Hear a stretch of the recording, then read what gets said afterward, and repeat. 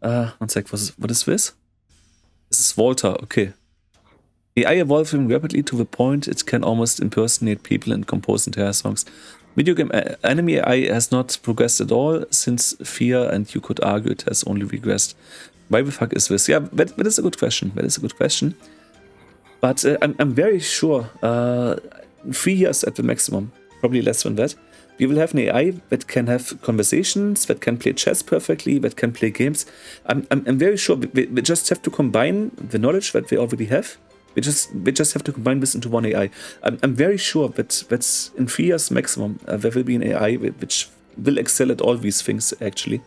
So this AI will be smarter than you, will know more than you, will play games better than you. It's crazy actually, and it will draw better than you. It can create 3D characters. It's faster than you. It's actually really, really crazy. Just think about how many people, how many jobs can be replaced with this, and how many people will be unemployed because AI will take their jobs. Like what are these people doing then? It's really, really crazy. Yeah. Like there's always one crazy thought that's keeping me awake at night. Like, I mean, just look at the job market, right? For instance, Valve. Do you know? You probably know the company Valve that create Counter-Strike, right? No. Okay, but Valve, they made 20 million income per employee that year, and the employees they got 60,000 to 100,000 on average, maybe as salary per year, right? So if you say 100,000, it still means that every employee has made the company 200 times the income that he actually got as an employee, right? Mm-hmm. So to keep things short, people are basically getting paid the bare minimum so that they can live and they don't complain and they don't go on strike and stuff like that. But the companies, the bosses, the CEOs of the companies, they try to basically rip off their employees if possible, right? Yeah, as per usual. So there's always this question, if these guys are only paying us the bare minimum that is necessary, and we always try to make the biggest profits, there's always this idea with these capitalist people and their extreme capitalist cause, there's always this question to me which keeps me awake at night. What happens once we have AIs that can do all the stuff that we can do, and the companies realize at some point that they don't even need us anymore because AI is doing all the jobs that we want, you know? Like this is always something going on through my mind. Like they're basically just paying us the minimum stuff, the minimum wages, so that we can work for these guys, right? So healthcare is pretty bad. Like in America, for instance, it's better in Germany, but it's still not perfect in Germany. So yeah, the thing is, we just get the bare minimum to survive, basically. So what will happen with us once the big companies realize they don't need us anymore? What will happen with us? Will it be like an income for everyone, which is guaranteed, so that no one has to work anymore?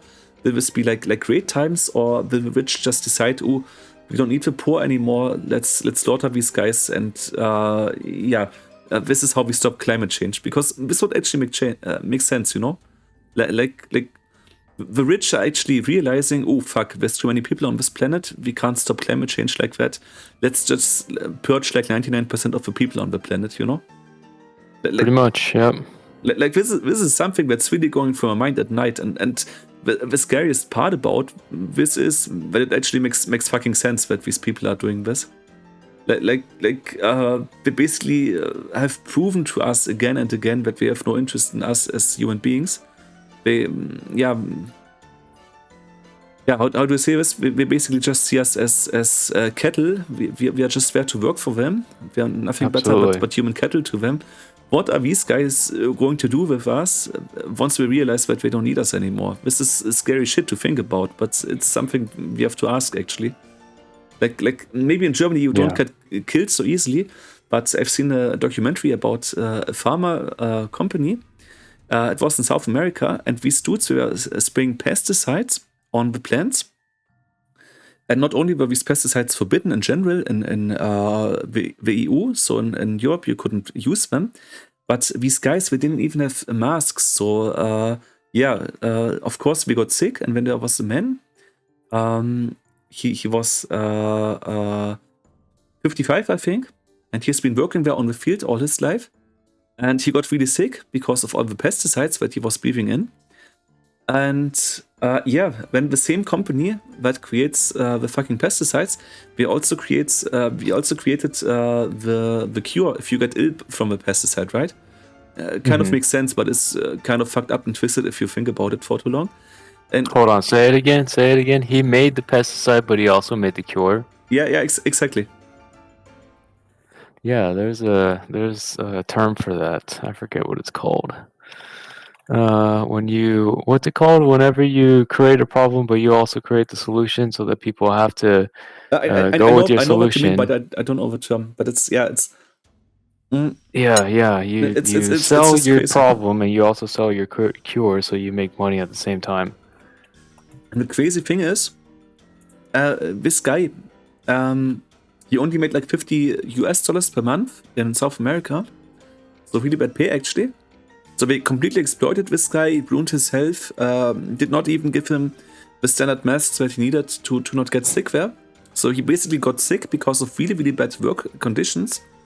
And then the company, we told him, we can't give this for free for you. You have to pay $20 a month to get these medicaments, right? Mm-hmm. And he couldn't pay for it. And then we were like, if you can't pay for it, we don't care. So he had two options, or there were two options. Either he's dying, or his family is paying this for him. And the company, they didn't even pay for the fucking cure that he needed. Like he got sick because of his stupid company, and they just saved $20 on this guy every month because they didn't want to pay him the cure. That's really fucked up and sick, especially if you think about it, that the pharma company, it is situated in America, and in America $20 is like nothing. $20 a month is like a joke. Mm-hmm. And these guys, and these guys, they basically did not give this guy a medicament that he needed dearly. They were basically like, either you can pay it or you die. So that was the philosophy of this pharma company. Yeah, that's great people, right? That's very moral and very very correct people, you know. This is not selfish and parasitic or something like that at all. Like this is how you treat your good employees, right? Yeah. Yeah, and I mean, think about fucked up companies like that, like pharma companies or other fucked up companies like in the construction sector, like all these fucked up companies that don't really care about human standards and ethics and shit like that. I mean, think about people like that finding out, actually we don't even need humans anymore, and humans cost food and they cost this and that, and why not save like $500 a month by killing everyone, you know? Like it sounds too fucked up and too crazy to be real for most people, or that many people would consider this. But we really have to keep in mind, if you have a look at people like Trump or Elon Musk at the moment, like these are fucked up people. They are sick in the head. Like Trump is a liar all the time. He's telling one straight lie after the other. He's now making allies with Putin, who is a dictator after all. When Elon Musk with his crazy ideas of restructuring economy as well. Also, these guys are restructuring your government at the moment. These are fucked up people. Putin is a fucked up person. Netanyahu in Israel is a fucked up person. The whole CCP in China. These are all fucked up people. These are people that are sick in the head. And now give these people the option to replace everyone with AI. And you know what? Actually, we can purge 99% of the world population. This is something we should worry about. Like, there's many fucked up fuckers out there in the world, you know. And these people, I would not be surprised if Putin said, let's purge 80% of our country. And when he makes a fucking propaganda shit on TV, like we are cleansing our DNA from Nazi shit from Second World War or something like that, you know? Like he made up Nazi claims about Ukraine, like we denazify Ukraine. He just makes up some fucked up Russian propaganda shit, which is not true, but who cares? Because in Russia you can say anything that you want, basically.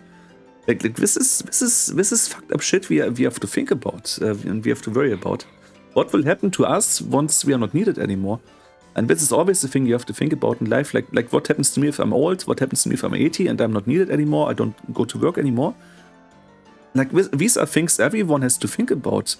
No matter in what times we lived or where we lived, in which country or who we are. We always have to think, what happens to us if we're not needed anymore? And what happens to the world population if AI is taking over our jobs and our professions and we're not needed anymore? The rich, they just need the geniuses that can invent new stuff. And for all the workers and the graphic designers and so on, fuck us, guys. We're not needed anymore. We get purged if we don't watch out. You know, like I really mean this. Like if we don't watch out with this AI shit and corrupt governments and psychos in president positions, if we don't watch out of this, these guys think they will do a good term for the planet, stop climate change, and they just purge us, and then we can lower down the emissions. Like this is how these kind of people think. This is I really mean it. Like this is something we should discuss in the media at this point already. Like most people, if I tell them that, they think I'm crazy. And if I said this like 10 years ago, before AI was so obvious as it is now, is so evident as it is right now. If I had said this like 10 years ago, people would have laughed at me like crazy.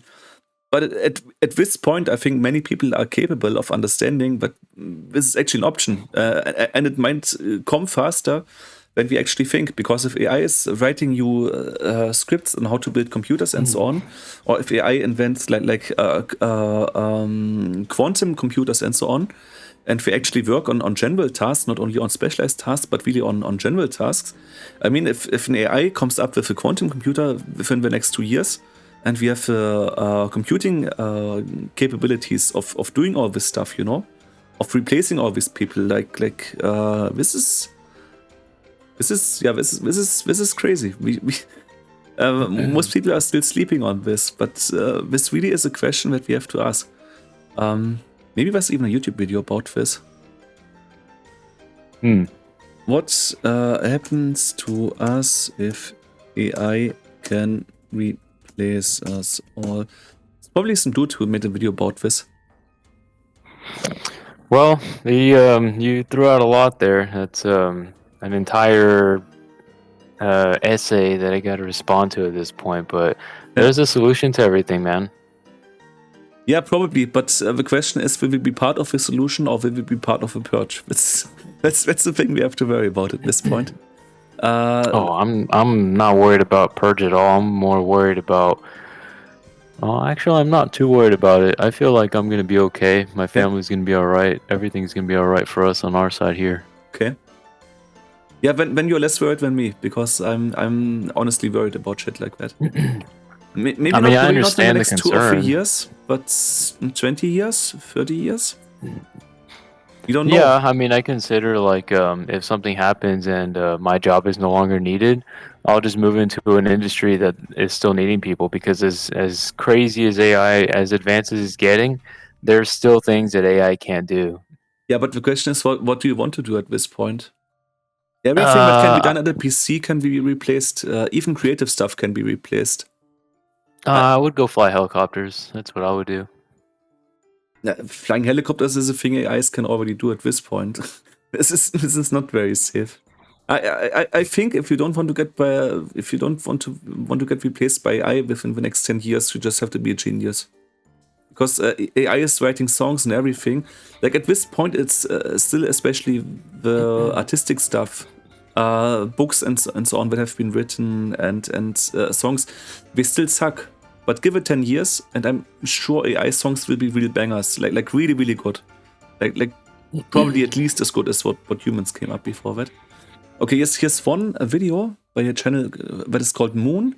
I've already watched some videos by this channel. This is actually a good one. This is, if AI takes all the jobs, this is what society looks like. Okay, this could be interesting to look at, but this is very optimistic. I mean, this is like still, there will be society, you know? Like, my question is, will there be society anymore, or will we get purged? I've actually once discussed with ChatGPT, but ChatGPT was like, yeah, humans will always be needed. And I was more like, I'm not too sure about this. I'm really not too sure about this. The thing is, I was actually saying that these things with AI will happen, but in 50 years. And people actually laughed at me. I can remember having a conversation 7 years ago. I was still at art school. And there was an old art teacher. He was already 78. He was about to get retired. And he said, yeah, AI will never be able to do concept art or replace humans. And I said, yeah, 2050, I'm pretty sure I can probably do that at some point. Maybe not as good as humans, but pretty good. And yeah, now AI is already further advanced when I said it would be in 2050, you know? As I told you, I had conversations like this 5 years ago, 10 years ago, always talking about AI and warning people about AI, and everyone was laughing at me. And I'm pretty sure, seeing that many things that I've prophesized have already happened, but sooner than I prophesized them, I'm very sure that in the end, the laugh will be on these people calling me crazy for saying AI will do this or do that, and saying, yeah, AI can't replace humans. That's what people have told me over the last 15 years. AI can't do this. Here's another one. Hollywood is so clever, the insane progress of AI videos. Yeah, it's also crazy. I mean, there's one video from 2023 with Will Smith in there. And then there's another one, how it looks now. It has come such a far way in just 1 year. I mean, this video is 8 months old. It's completely crazy, actually. I promise you, in 10 years, we will be obsolete. We will be obsolete in, maybe not as beings, because there's also like a philosophical and like an ethical value defined to us humans. But in 10 years, I think we will be obsolete as a workforce. There will be not many jobs or many humans that can do stuff that AI can't do at this point. Sweet. Man-made horrors beyond my comprehension. Okay. Yeah, that's kind of how it will be going. Okay, sorry for having this long talk, but AI is really something that can keep me up at night. I mean, it's also interesting. I made AI songs and I'm using it for creative purposes. So I don't see AI as a thing that has to be necessarily bad. But understanding the human psychology to a certain degree, having some life experience and seeing how humans tend to use inventions in bad ways, like not everyone is making songs like me, you know. Other people are trying to deceive people. They are making propaganda. They are making fake calls. They want to make cheap money and so on. Like this is a big problem with the human mind. Like there's always this idea of fast money, you know. And I just think AI will be our last big invention. I think AI, and especially how fucked up people will use it, I think this will be the end of many things about us humans and our human society. Like this will probably do lots and lots of damage to be honest. But not because it's bad in its core, but more because I think it will be used in very, very bad ways. I mean, just have a look at all the lies that Trump is telling. He's not getting any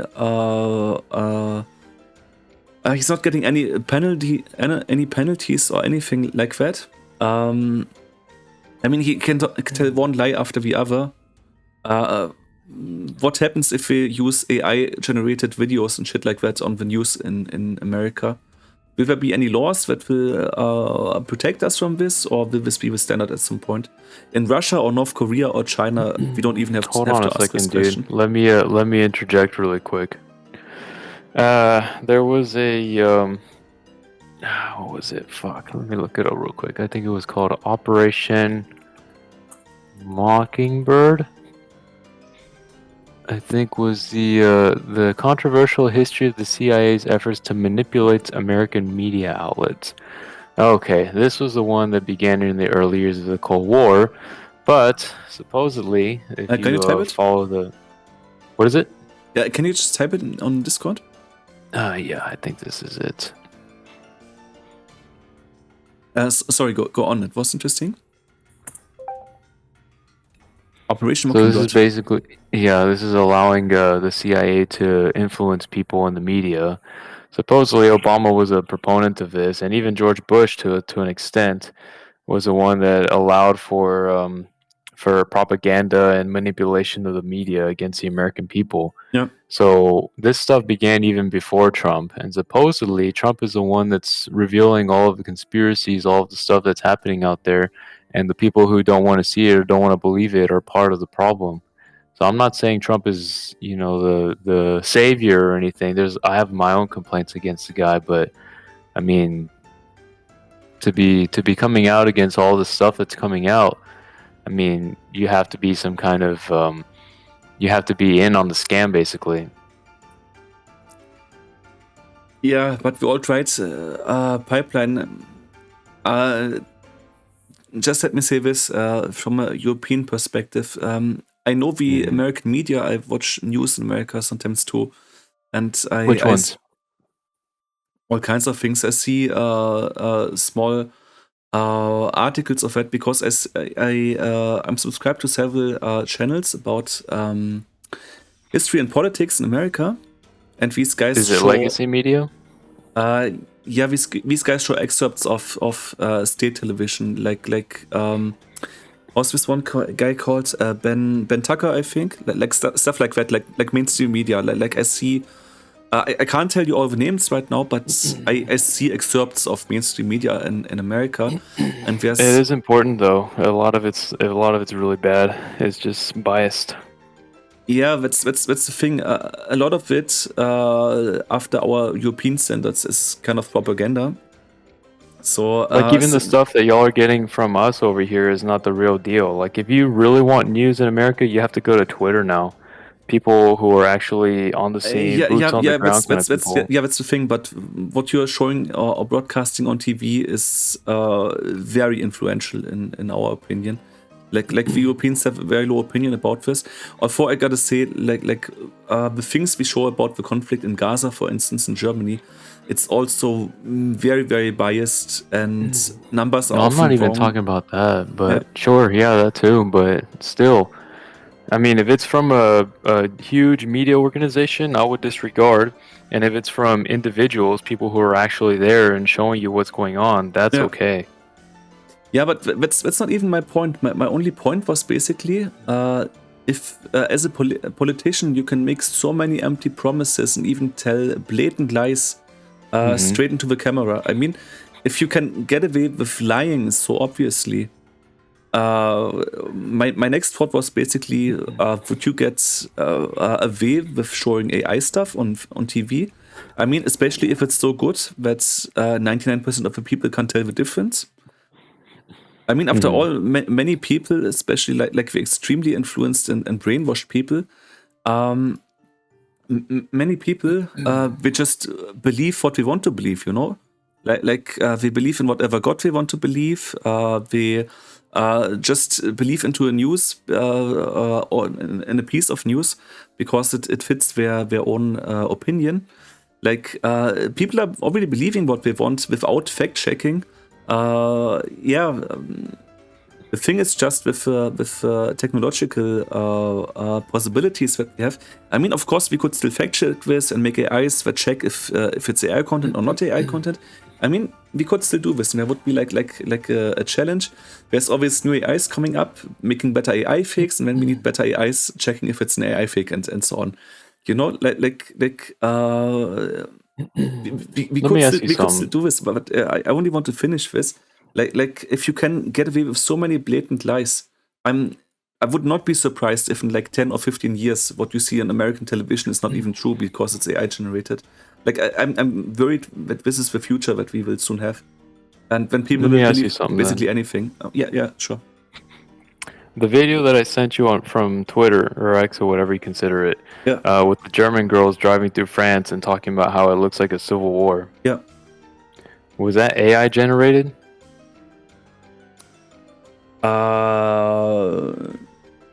That's a good question. I would have to look at it more closely, but when I watched it, it did not look AI generated because we filmed out of the car. No, Mhm. it was too consistent. I did not believe it's AI generated. Was it AI generated? I don't think so. I would say like maybe less than Yeah, 1% chance that it was AI generated. I yeah, think it was real. yeah. I think the majority of the stuff that I see anywhere is online is going to end up like that, regardless of what it is. We're still at the point where you can tell if something is AI generated. It just Yeah, something exactly. looks off. Yeah, exactly. We are still at the point. Hmm. That's my point. We are still at the point. But So we're at the to, point where we can see how things are going now, and we can believe for the most part how things are going. I mean, if France and yeah, France is becoming a shithole, yeah, I can assume for the most part that every large city in Europe is becoming a shithole because of all these immigrants from Africa and the Middle East. yeah. It's also that. But immigrants from the Middle East were not my point here.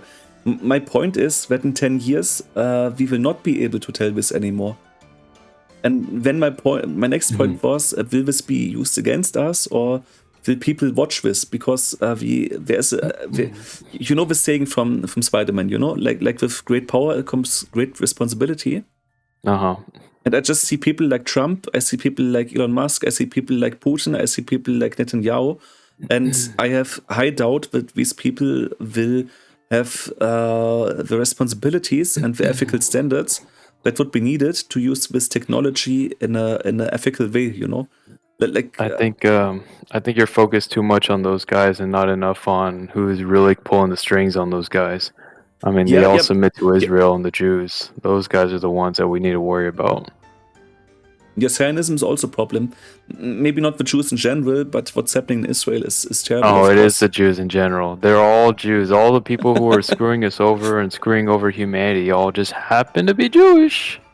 Dude, if you say it in the video, I have to make disclaimers or I can't upload it like that, because when it goes as when it goes as conspiracy stuff, and I can't upload that. But if I Are you say still recording? It's the Jews! I have to think about what was it called, sausage party. There was this Nazi sauerkraut, and he hated the Jews, especially the apple juice. The apple Oh, juice. what a coincidence. Who made this movie? What was their last name? What was their early religion section in Wikipedia look like? Seth Rogen, and Seth Rogen was a Jew. Uh-huh, he is, yes. Okay.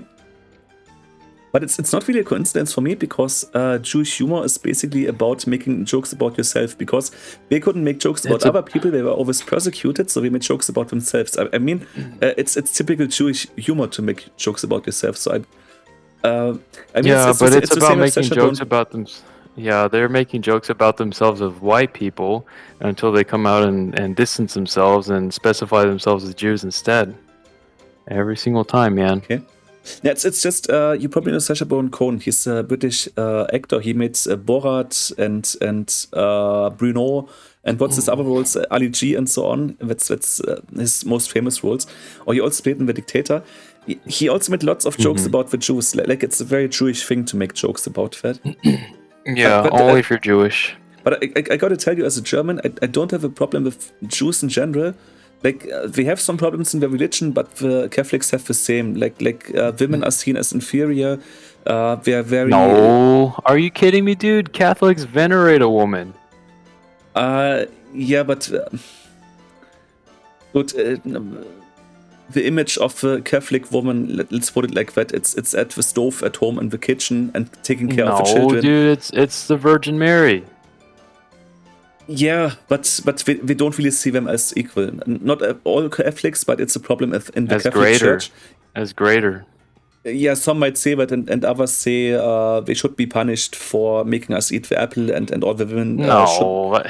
Okay, just Okay, that was Eve, that's but more anclistic church right now. But that's not my point. Like religion has some problems, but I don't see the Jews as being more problematic than Catholics or other religion.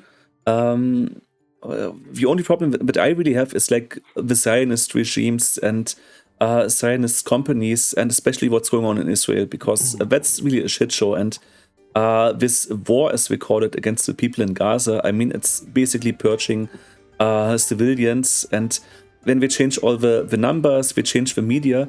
Like I do not believe in conspiracy theories like, the Jews are behind all the bad things going on in the world, or they're responsible for all the shit. They're all connected somehow, man. All the problems in your country are linked to Jews somehow in some way.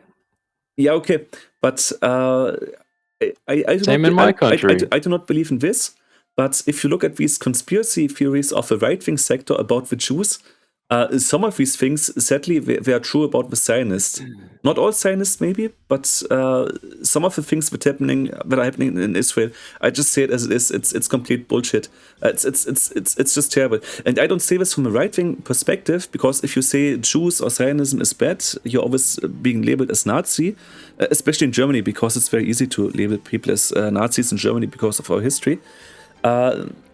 But the thing is, and that's the funniest thing about it, if you think about it, people that are usually demonstrating against Israel and Zionism and their imperialistic behaviors, and their endeavors that they are doing in the Middle East, the people that are doing that, they are usually left-wing, like this is Antifa, anti-fascist people and other people like that, organizations that are left-wing, they are against Israel, and it's crazy actually. I've seen a document, I've seen a,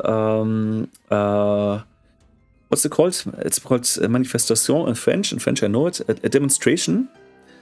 People were demonstrating against Israel at a university. And it was a left-wing demonstration, and we demonstrated against Zionism, and we demonstrated for a ceasefire.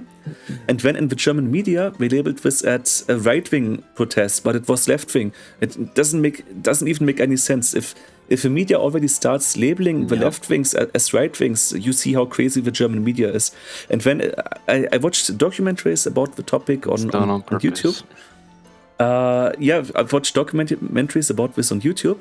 And in the comment section, again and again, people were writing, I'm very ashamed of the German media. We are completely disregarding very important facts. And many people also telling in the comments that they do not consume German media anymore in this conflict. But I really got to say, like, if you look at Spanish media and Irish media in this conflict, it's much, much better and much, much clearer of what's really happening there, because let's face it, America's also in there in this conflict. Like, Israel is like an American outpost in the Middle East, basically. And after losing Second World War and the Third Reich in Germany, we are basically always doing what America wants us to. And we are one of very few countries in Europe that do not accept the Palestinians as a nation, and we do not see Palestine as a state. And actually, there's over 140 countries in the world that do this. Over 140 countries in the world do see Palestine as a state, but not Germany and not America. And why is this? Because there's many very important people, and also the Jews, of course, important Zionists in America, that just have their own political interest in Israel. So if you have a look at Spanish or Irish or English media in this conflict, it's completely different to the bullshit that we're being presented in Germany. Like the stuff we see in Germany, it's crazy. And the thing is, in the German media, we had some fact checkers, and we had at least 100 lies concerning the conflict in the Gaza Strip since the attack of Hamas in 2023 in October. So there was a blatant amount of lies that even the media had to admit, because fact checkers came and they told lots of lies. But only few people know about these fact checkings and that these lies were told and that the media had to admit this. We only know about all these headlines. You've probably heard about like these headlines that the Hamas were killing lots of babies in Israel and they're burning them. You've heard of this probably, right? From both sides. Even Biden said this. And the most craziest thing, I've actually researched this in several medias to actually even find out, is it true? Because in this conflict there's lots of lies, lots of deceiving, lots of Zionist propaganda, basically. Mm-hmm. And I actually fact-checked this stuff. So there was a German news agency, and we were contacting the White House, and we said, "Oh, your President Biden, he's always talking about slaughtered babies that got burned in a fire and shit like that. And he was talking of images. Can you please show us these images? We just want to verify that you were telling the truth, and we would like to have this. We would like to have a look at this for our own." So, this is the German media agency contacting the White House, and then the White House had to say, sorry, we never had such images. We just heard of this from an Israeli general, and we just repeated what this guy was saying. So basically, the White House was at the point where we had to admit that we never had such images, but we just repeated what we were being told by Israel. So we were just spreading Israel propaganda. And it was another thing. We had one thing in Germany in the media where we said it was guaranteed, or it was verified by several sources, and all sources were interviewing the same general of the IDF, of the Israeli Defensive Forces. So we had several sources, but it was all just one person telling, and we all interviewed the same person. Like it's really, really crazy, but it's very scammy. It's just in general very hard to get good information about this conflict, because the thing is also Israel does not allow free journalists in Gaza, and over the last decade alone, Israel has shot hundreds. Not dozens, hundreds of free journalists. So we shot health workers, we shot doctors, we shot journalists. So the state of Israel is putting a war on people that are spreading the truth, basically. So everyone who is a journalist and wants to spread the truth about this conflict and what's happening in Israel gets shot by some fucking military douche from the Israel army. And we don't show this in German media. But this is a thing that we have to say. This is a thing that we have to think about if we want to evaluate the quality of information coming from Israel. That people that are there on free terms, people that want to just document what is happening, which is what a good journalist is supposed to do. People who are doing this are getting shot in Israel. And we have to say this clearly before we take any information from Israel, because if Israel kills people just for spreading the truth, this is what we are talking about. This is the network and system of lies that we're having there. And if you don't believe me, I mean, you can Google it for yourself. Like, you basically just have to go to Google and have to type in Israel shooting journalists, and there should be like watch out, buddy! You're gonna get selected. And we're going to be dozens of articles selected by who? By a Zionist regime? Yeah, I don't care, man. I've seen worse already. I'm not. Look at the meme I just sent you, dude. Where's the meme? Okay, I'm just uneducated. One sec. Is it? This is in English already. Marks the deaths of journalists in Israel-Palestinian conflict since 1992, and the deadliest conflict for journalists. This is the deadliest conflict for journalists in the 21st century. So this is basically what I just tried to explain to you. As of September 2024, the Committee to Protect Journalists counted 106 journalists who were killed, 111 Palestinian, 2 Israeli, and 2 Lebanese, and the International Federation of Journalists counted 166 journalists and media workers who were killed. Lots of Palestinians, but it's not only Palestinians. I've read about French journalists, I read about German journalists being shot. It's not only Palestinians and Israeli, it's also our European journalists. Like, it's probably more than that. Like one counted 116, the other 166. It's probably much more than that. If you had the real numbers, which no one can tell you, because of course we want to cover this shit up, like you can't Google this. But the real numbers is probably like 500, if not in the thousands, something like that. So journalist casualties in the Israel-Gaza war. Israel killed majority of record number of journalists. Okay, that's Al Jazeera. Okay, that's kind of propaganda as well. Let's look at the BBC. BBC is halfway decent journalism, I would say. Oh man, five Gaza journalists killed in Israeli strike targeting armed group. It's again. We were just targeting an armed group. It's bullshit. Their bombs and rockets, they are precise to the meter. It's even more precise than to the meter. If we claim that we just killed journalists because we were standing close to something, or we were used as human shields or something. Yeah, it's usually lies. It's usually lies. Like I know people from this region who are living in Germany, so they have told me about this conflict from their perspective. And also I know people from the Middle East, and they sometimes on Facebook they even send me videos that were recorded on smartphones in Palestine, and I'm very sure that these videos were not AI generated.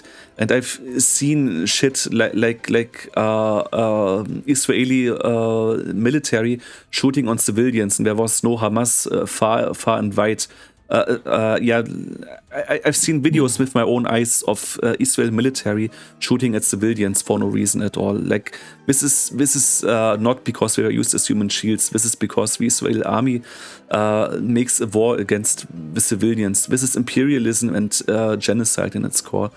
5 journalists have been killed, but it's not only since the war in the Gaza strips since 2023. This has been going on for the last 75 years. It's probably over the last 50 years. It's thousands of journalists that we have killed. Like there's so many articles basically about it. Since World War II, man. Yeah, basically since the late 1940s. It's questions mount over Israel's killing of journalists covering. Okay, there's another one by CNN. CNN is also halfway decent, I would say. Except. Dude, just look at the meme I sent you. One sec. Consider for a moment that Nathaniel Rothschild sat in the English House of Lords for a lifetime position, and yet he only spoke to the chamber on 2 occasions. One of these occasions was to ask the parliament to assist in the settling of 100,000 Jewish settlers into the then British-owned Palestine. This makes sense. The Rothschilds, after all, were leader of the Zionist movement in the early 20th century.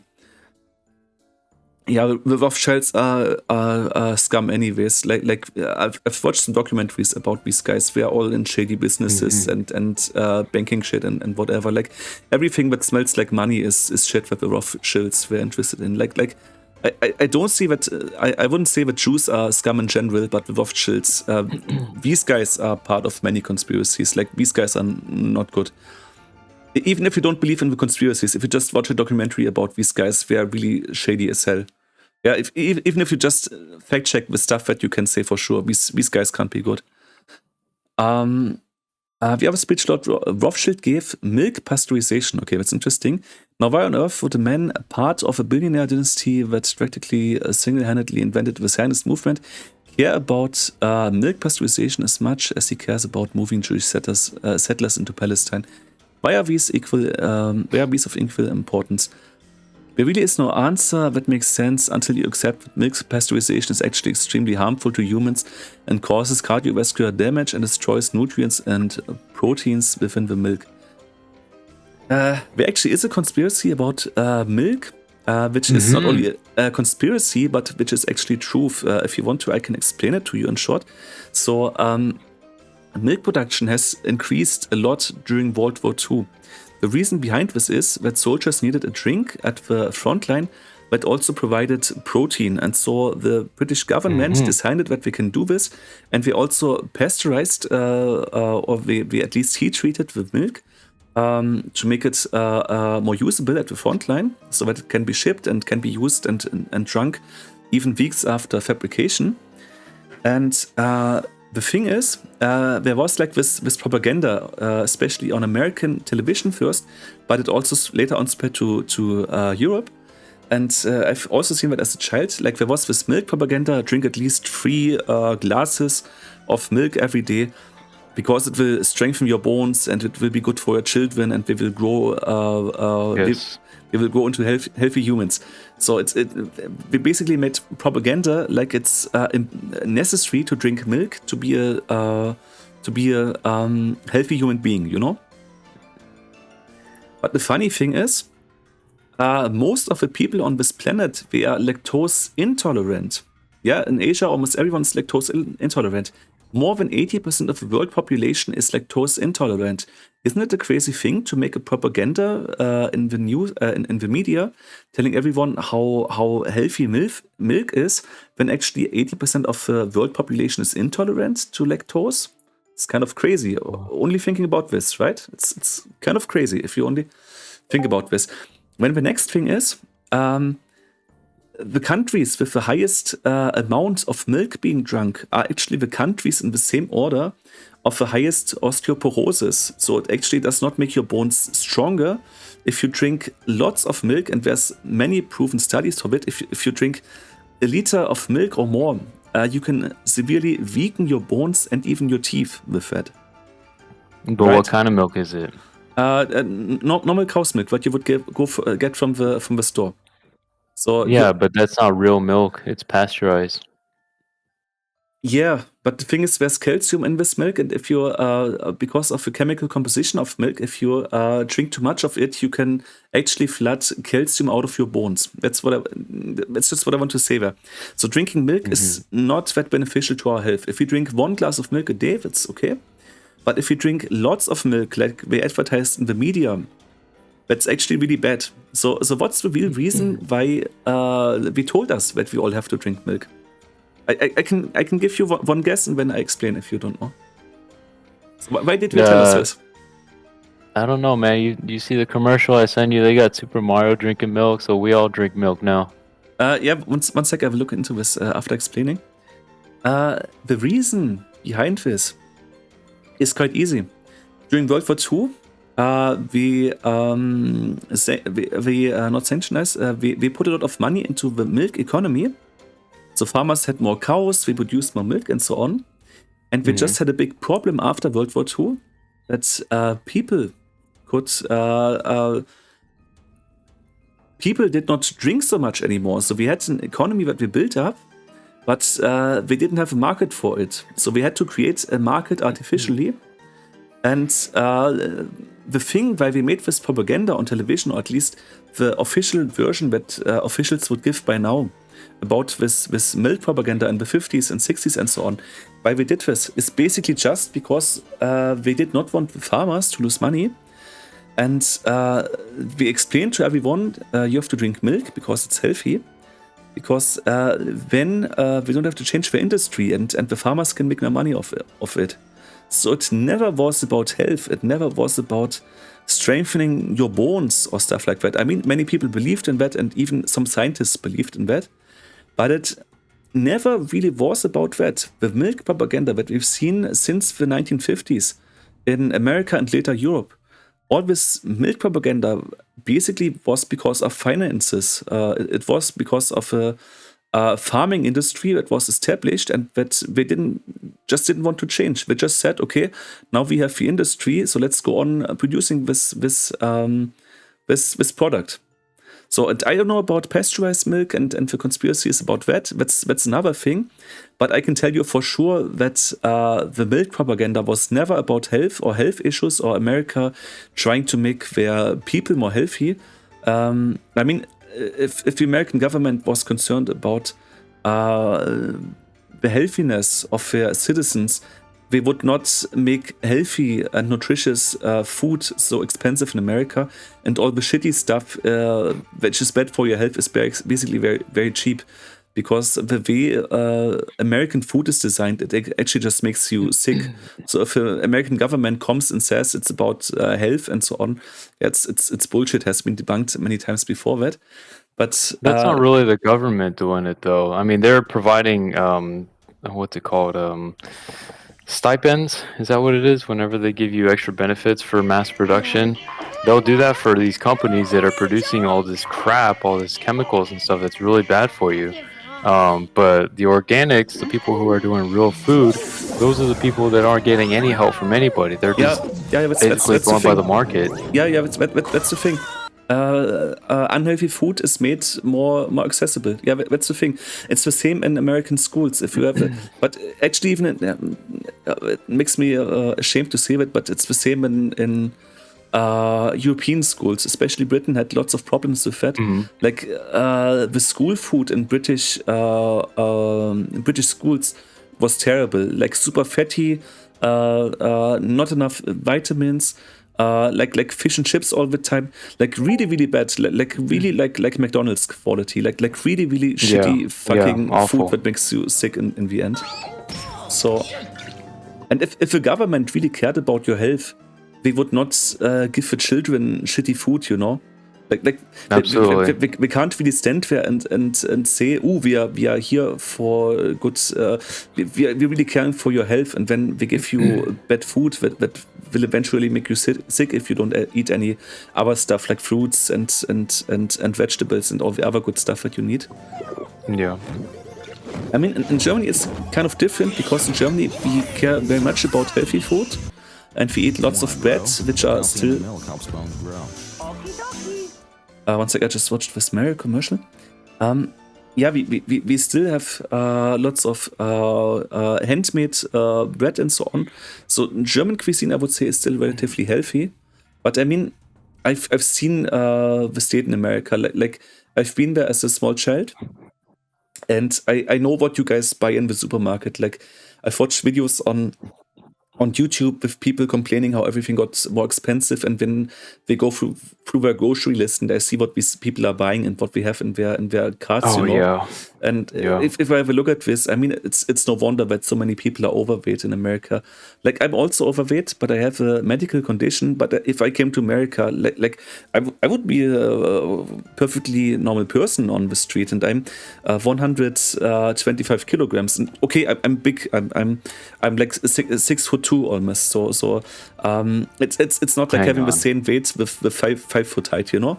Like Would you say 125 kilograms?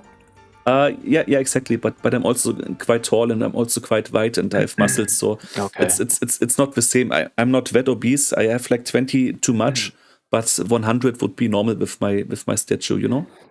I But know a but guy who is 150 kilograms, and he's shorter than you. yeah, that's what I want to say, buddy. Like if I came to America, I'm not proud of my body shape right now, but it's because of my medical condition.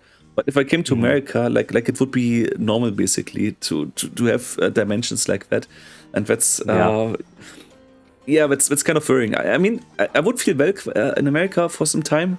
I'm not the fattest. I'm not the fattest person in the room. That's kind of uplifting. It'd be pretty normal, I think. Yeah, but then again, I would not like the idea that this is normality. Like there's also this like body positivity movement, and I like the main idea of it. Like everybody can be beautiful, and we should not shame people for their bodies, no matter the shape, the size, and the color, and whatever. But the thing with the body positivity movement is that these people just try to make it normal to be overweight, even obese, even chronically overweight, which is very detrimental to your health and also to your lifespan. Like there are people who are 200 kilograms and they just want to normalize this. And if you're weighing 200 kilograms, you're sick basically. That's like a very serious health condition basically. And these people trying to normalize this and trying to make it look like it's not bad if you weigh 200 kilograms. If you can't move yourself anymore, or if you need a person helping you wiping your ass because that's how fat you've gotten. No, I don't want to live in a society where this kind of shit is getting normalized. And yet, like this Karen, on German TV. I think it was even a YouTube video. Warte, Dicke rastet aus, dass sie dick genannt wird vom Doktor. Moment. Do you get this? Okay, I can't show you a video right now, but there was basically one talk, and there was a doctor in there. Okay, so he was a health professional. He was studied medicine, and he was explaining to her that her physical condition is worrying to him, and he would just suggest her to lose some weight. And he just said as a doctor, right? He just explained to her that being this fat and being in a bad shape and not doing any sport is just really bad for her, right? Right. And she was basically getting angry and telling him that he's body shaming her and he's discriminating her. And I was just like, this woman basically, she was ranting, and she got out of breath just because of speaking. Like just speaking and standing there was so much for her that she was out of breath basically. Like she just run a kilometer, you know. Like she was out of breath, like other people are after running 1 kilometer. So the talk alone had shown that she had serious health problems. And she was just calling out on the doctor just for explaining from a medical side for how bad this actually is. Like it's completely crazy if you think about it. It's 1 second. Let me quickly talk to ChatGPT. Da war mal so ein Interview mit einer Frau, die von einem Doktor belehrt wurde und dann wütend wurde. Das lief auf YouTube. Wo lief das noch einmal so?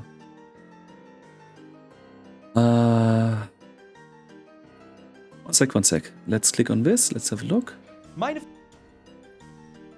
Is it this person?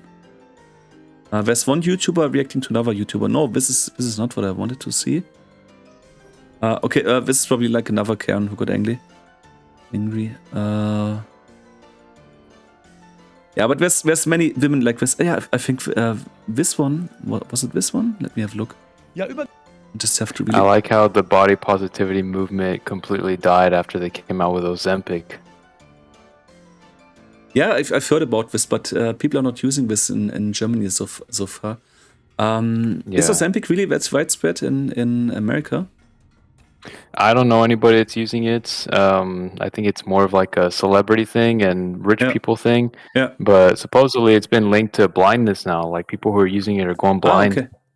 That's interesting because last video I watched about it was a German YouTuber. He's called Dr. Watson. And he made a video about Ozempic, and he just talked about nausea. So he said it doesn't have many side effects, or not any side effects so far recorded. But he said, here Ozempic hype. He made this video a month ago. The Ozempic syringe to lose weight is too good to be true. If you guys are interested in learning more about this topic, you can watch this video.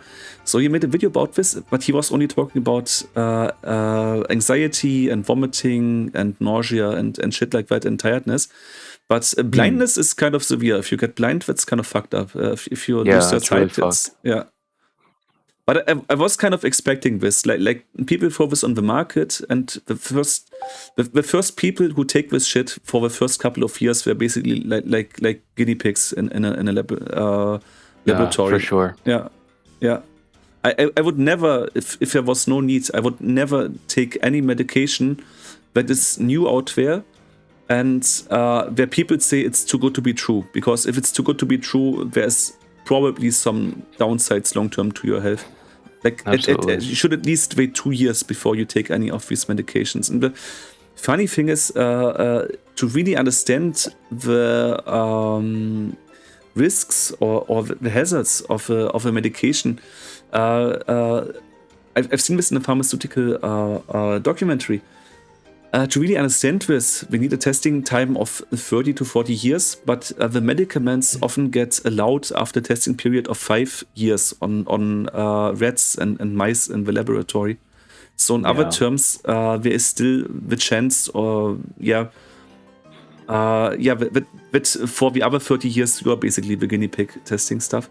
I mean, for many things, it's maybe not that important, and if it's just like a painkiller or something like that, might not be that dangerous. But if it's like psychoactive stuff, like medicaments influencing your mind, I think especially stuff like that, it can be really, really dangerous if you take that stuff.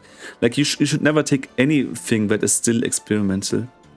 Sure. It's I think that's one of the best ways to actually long term lose a lot of your health, because pretty much anything can happen there. And I've talked about this earlier with you, with this with this guy. spraying the field with pesticides, and then they didn't even give him the 20 the medicaments every month so that he can still live. Like, these companies give a shit about you. Like, if we could do the same shit in North America, like in Canada or Europe, and we can't because of regulations, and people are more wealthy, and we can go to courts, and we can we can do lawsuits against shit like that, you know.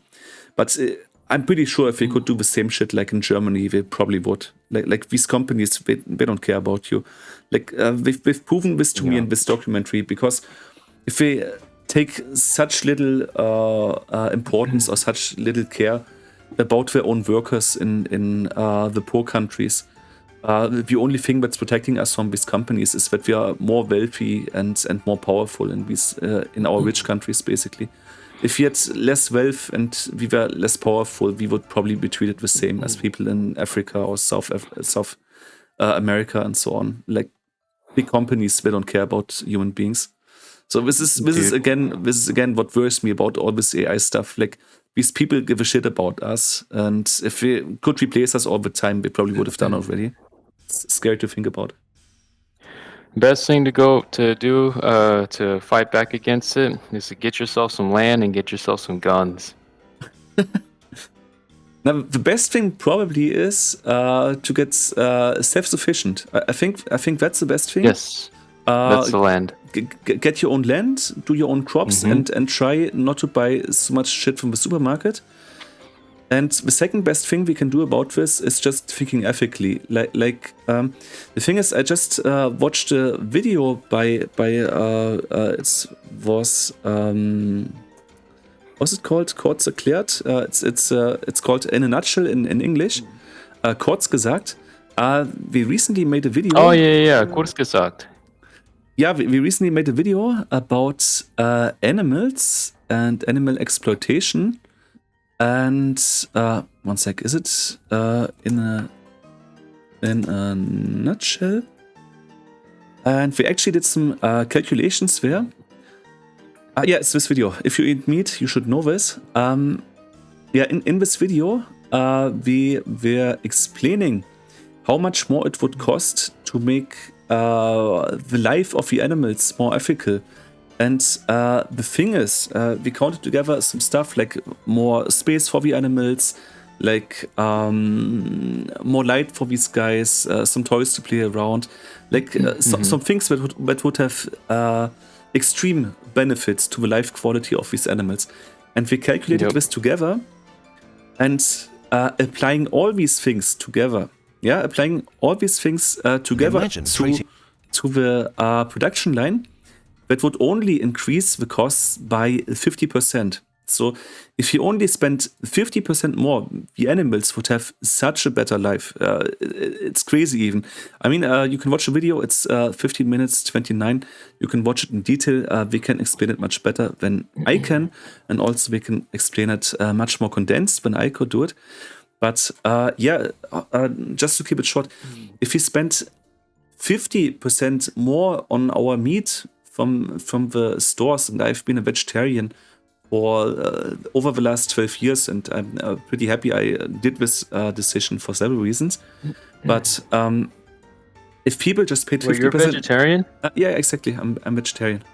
Oh, dude. That's awful, man. The funny thing is, before I went vegetarian, I actually was not obese, but I did not get obese because of my because of what I eat, but because of my health condition. And everyone is like, "Ooh, you gained 20 kilos while being vegetarian. How is this possible? You're just eating fruits and vegetables." And I was like, "No, I'm just eating noodles and bread and too much cheese." And that's so bad. And I told them it's actually quite easy to get obese while being a vegetarian, because people think always when you're vegetarian you only eat tomatoes and apples and stuff, and you're just eating fruits, and it's bullshit, of course.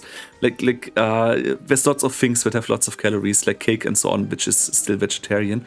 So people have this image in their heads like vegetarians are all slim.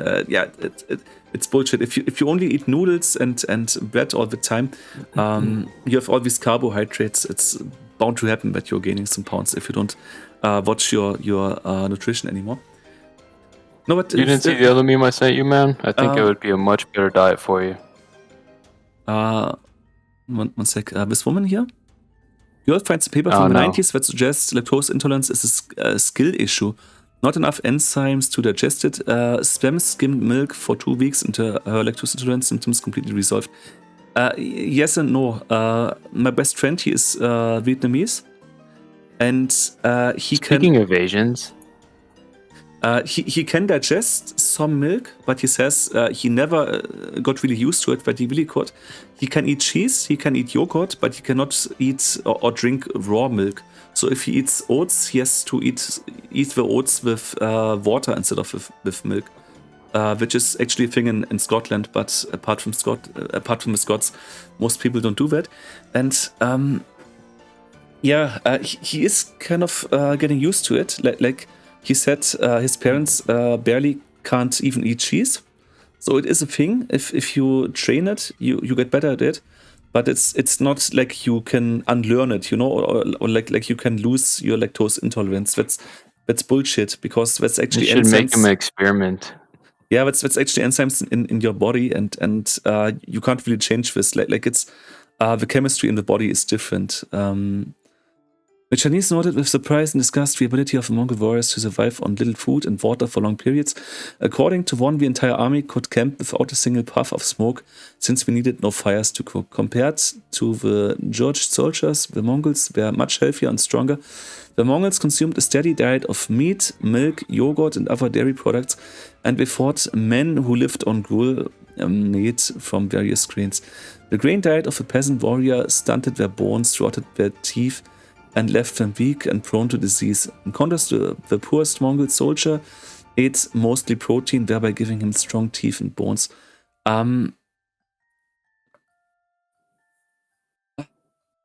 Jack Weber fought Genghis Khan in the making of the modern world.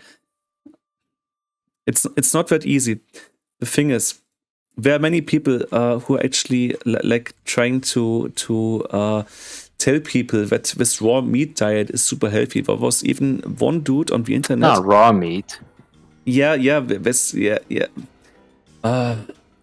The controversy about the raw meat YouTuber. So, there was even this one YouTuber. He always claimed that he's only eating like raw meats, and this guy, he was having lots of muscles and so on.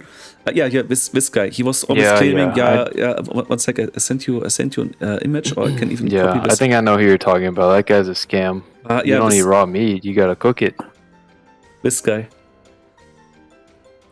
He always said I'm always eating raw meat, but he took anabolics, and the thing is, absolutely. The thing is, this guy actually has serious health problems because of his diet that he always showed in his videos. He has liver failure, he has kidney failure, he has bone problems. It was a whole list of things going on with this guy. Like he has he has a very serious health condition. Give him a thumbs down. That's a good idea. And there was one dude, he was suing him and actually winning the lawsuit. He was suing him for money because he was living after the lifestyle this guy was showing. And the other guy, he got morbidly sick. This guy is going to die, or maybe is already dead, because he repeated his diet. And it just makes me sick when people come up and try to act like humans can live on a 100% meat diet. Like, meat can have some benefits, or as many benefits in small benefits. And if you take it in small amounts.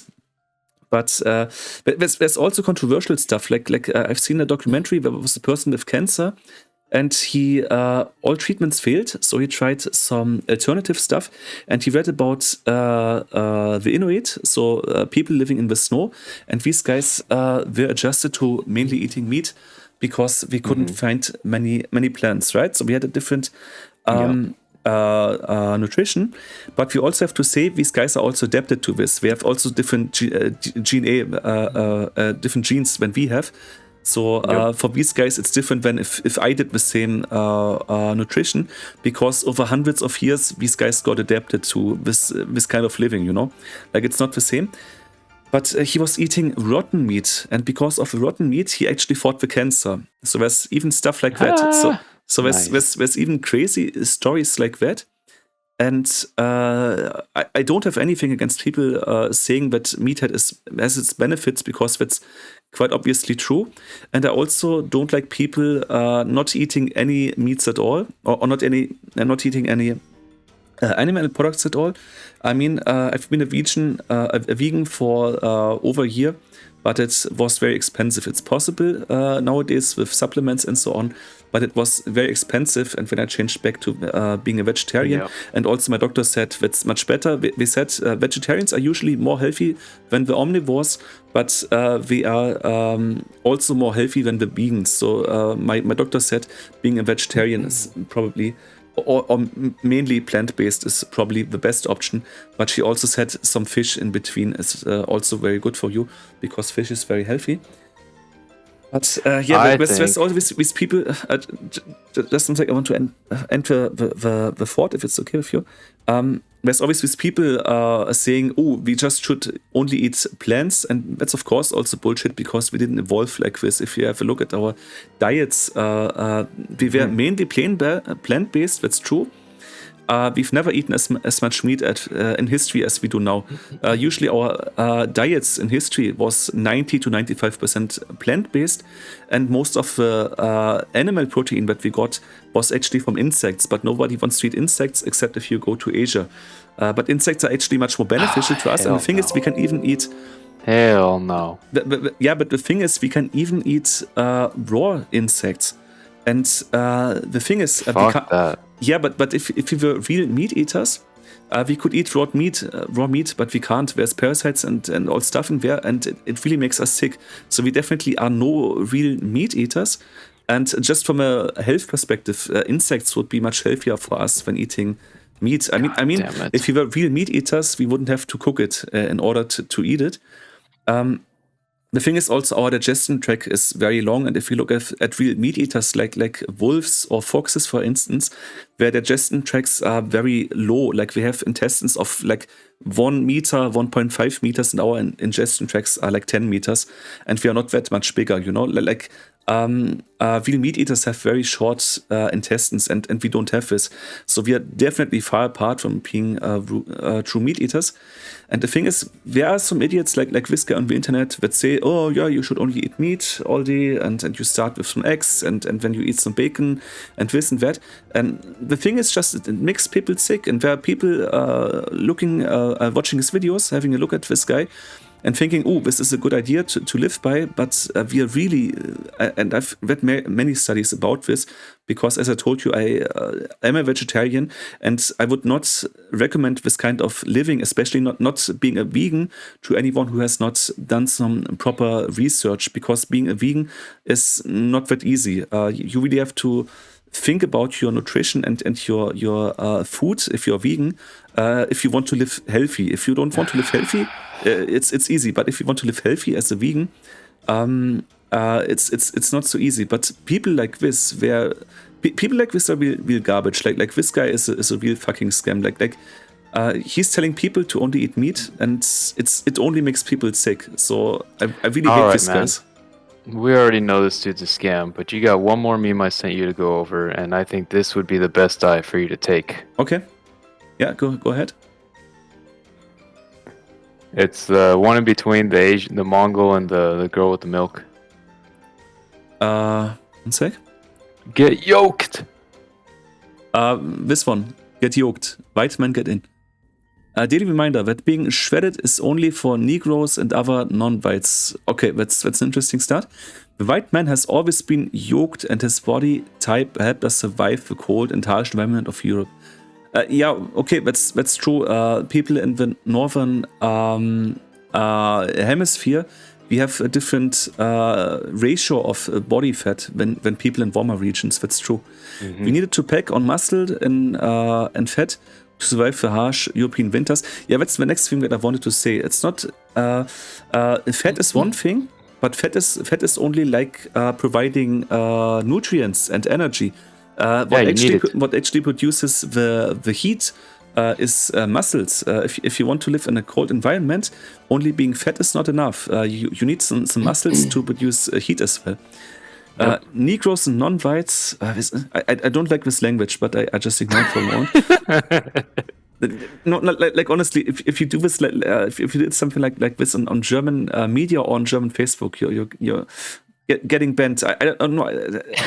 I sometimes read articles or stuff from American Facebook, and they sometimes write some really crazy stuff there. And if you do this in the German communities, I don't know. There's apparently different standards for German Facebook. So much for free speech. Okay, but.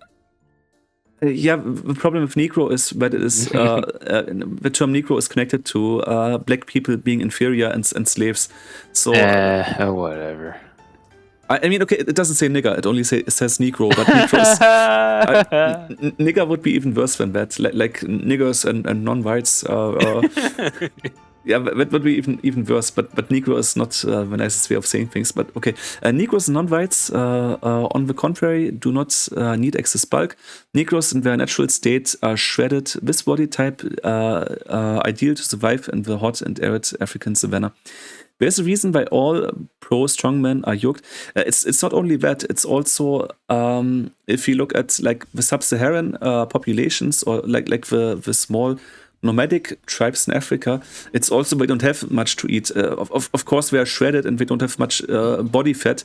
If they live off 1,200 calories a day maximum, it's kind of self-explanatory. There's a reason why all pro strongmen are yoked. This physique brings out the natural proof strength of the white man.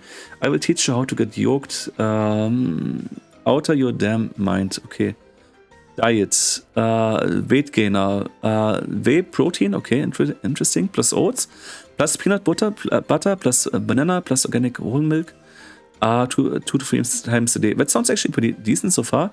Steak, beef and bison, chicken, fish, salmon if possible, pork from bacon. Pork is not so good. Eggs. I agree. No pork. Eggs, yolk and white, okay, that's also good. Whole milk, cottage cheese. Yeah, cottage cheese is also good. It's also how do you call this? We call this Quark in German. What's the word for that? I'm not sure about that. You call it also Quark. Quarkbällchen, Quark balls. Okay. Quark is also really good. But let's have a look at the other rest. Coconut oil. Okay, it's not good for the environment, but okay. Vegetables, sweet potato, rice. The thing is also, coconut oil is not super healthy because of saturated fats in there. I would rather suggest olive oil and linseed oil. That's actually much better. I would say avocado oil, but olive is good too. And we got rice. Rice is also good, but also broccoli is really good. Broccoli is. You eat 5 to 6 meals a day containing any of these. Workout plan: buy a power rack or half rack. What's a power rack? That's the whole, like, you can do squats and you can do lifts. It's like this bench or what? Where you're sitting on? It's let me look it up. I have to Google it. I don't know these kinds of terms. I barely know this stuff in German. I just go to the gym and I use this stuff. I don't even know how these things are called. It's kind of embarrassing if I think about it, but it is what it is. That's fine.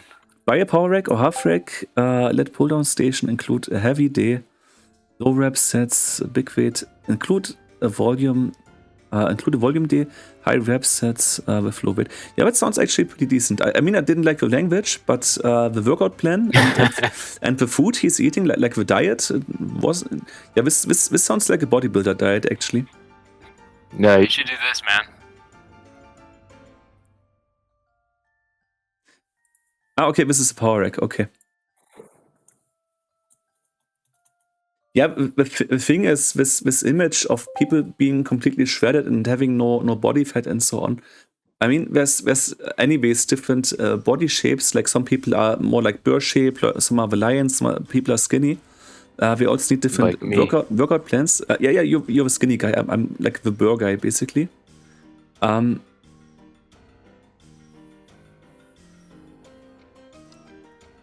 The 4 body types.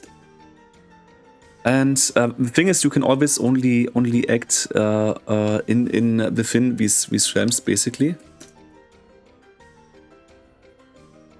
Let me have a look. Which one is it? Body shapes.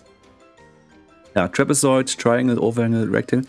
I've also seen this compared with animals. Like some people are bears, others are foxes, others are like lions. Yeah, like these things that we see from bodybuilders. The thing is, this is actually a very new thing, because there have been very trained and skilled men, of course, all over history. Especially in the past, physical fitness was a highly valued thing. Especially if we look like in ancient Greece, even the philosophers said it would be basically a shame to not build your own body, or it would be decadence of a man not to engage in physical. I think it was even Aristotle? Socrates or Aristotle. Yeah, it was Aristotle who said this. And the thing is, there have always been very trained and strong men in the past, but this image that we have now in the media of these shredded bodybuilders, and there's almost no fat, and you can see every vein and every muscle and so on. These guys are basically an anatomy study. These guys have like 3% fat, 6% fat, percent body fat. This is not even how bodybuilders used to look like. I just googled some images of bodybuilders. Okay, these guys are also kind of shredded, but we still had like normal physique. But the thing is, what we see now with Arnold Schwarzenegger and so on. I mean, what this guy basically made normal. This kind of bodybuilding. This is not how trained. Here he even is, Arnold Schwarzenegger. This is not how bodybuilders or trained people have looked for most of history. For most of history, trained people have more looked like this. One sec, I can send you an image on Discord so that you also know what we are talking about. Like this is what trained people look like. Like they had muscles and they were strong and they could do all their all their movements, but they still have fat and they look healthy. You know, like they look like a normal person, but a normal person that is strong and does lots of physical workout. So this is how in the past also, if you think about elite armies in the Roman army and so on. Like if you think about elite soldiers in the past, in medieval times and so on, this is more like their physique, yeah? Like the modern bodybuilder anatomy, that's a completely new thing. This did not exist like that until not too long ago, and also our image of how a body should look like if people look at this, yeah, they would even say he is maybe a little bit chubby or whatever, but this idea of having no fat on your belly and you can see every muscle and so on, yeah, this is not how it was for most of history. And I'm even pretty sure, seeing how often beauty standards changed in history, I'm even pretty sure if you showed images of bodybuilders of these days, which are, by the way, not even attractive to many people. Like, I don't think bodybuilders are especially attractive. Like, it's too much in my opinion. I don't think this is attractive. Agreed. I think so people like Brad Pitt, for instance, with distinct features, but not too much. I think that's more attractive than Arnold Schwarzenegger, for instance. I think if you send back these people in time, we would be astonished at the body, of course, and the muscles and the definition of the features and so on. Like, we would be impressed by it, but I don't think people would think this is especially attractive or like this is something that should be achieved by most people, you know? Like, they would be interested by it, but I think if this type of man that I just sent to you, I think this would probably be more attractive to most people in the past.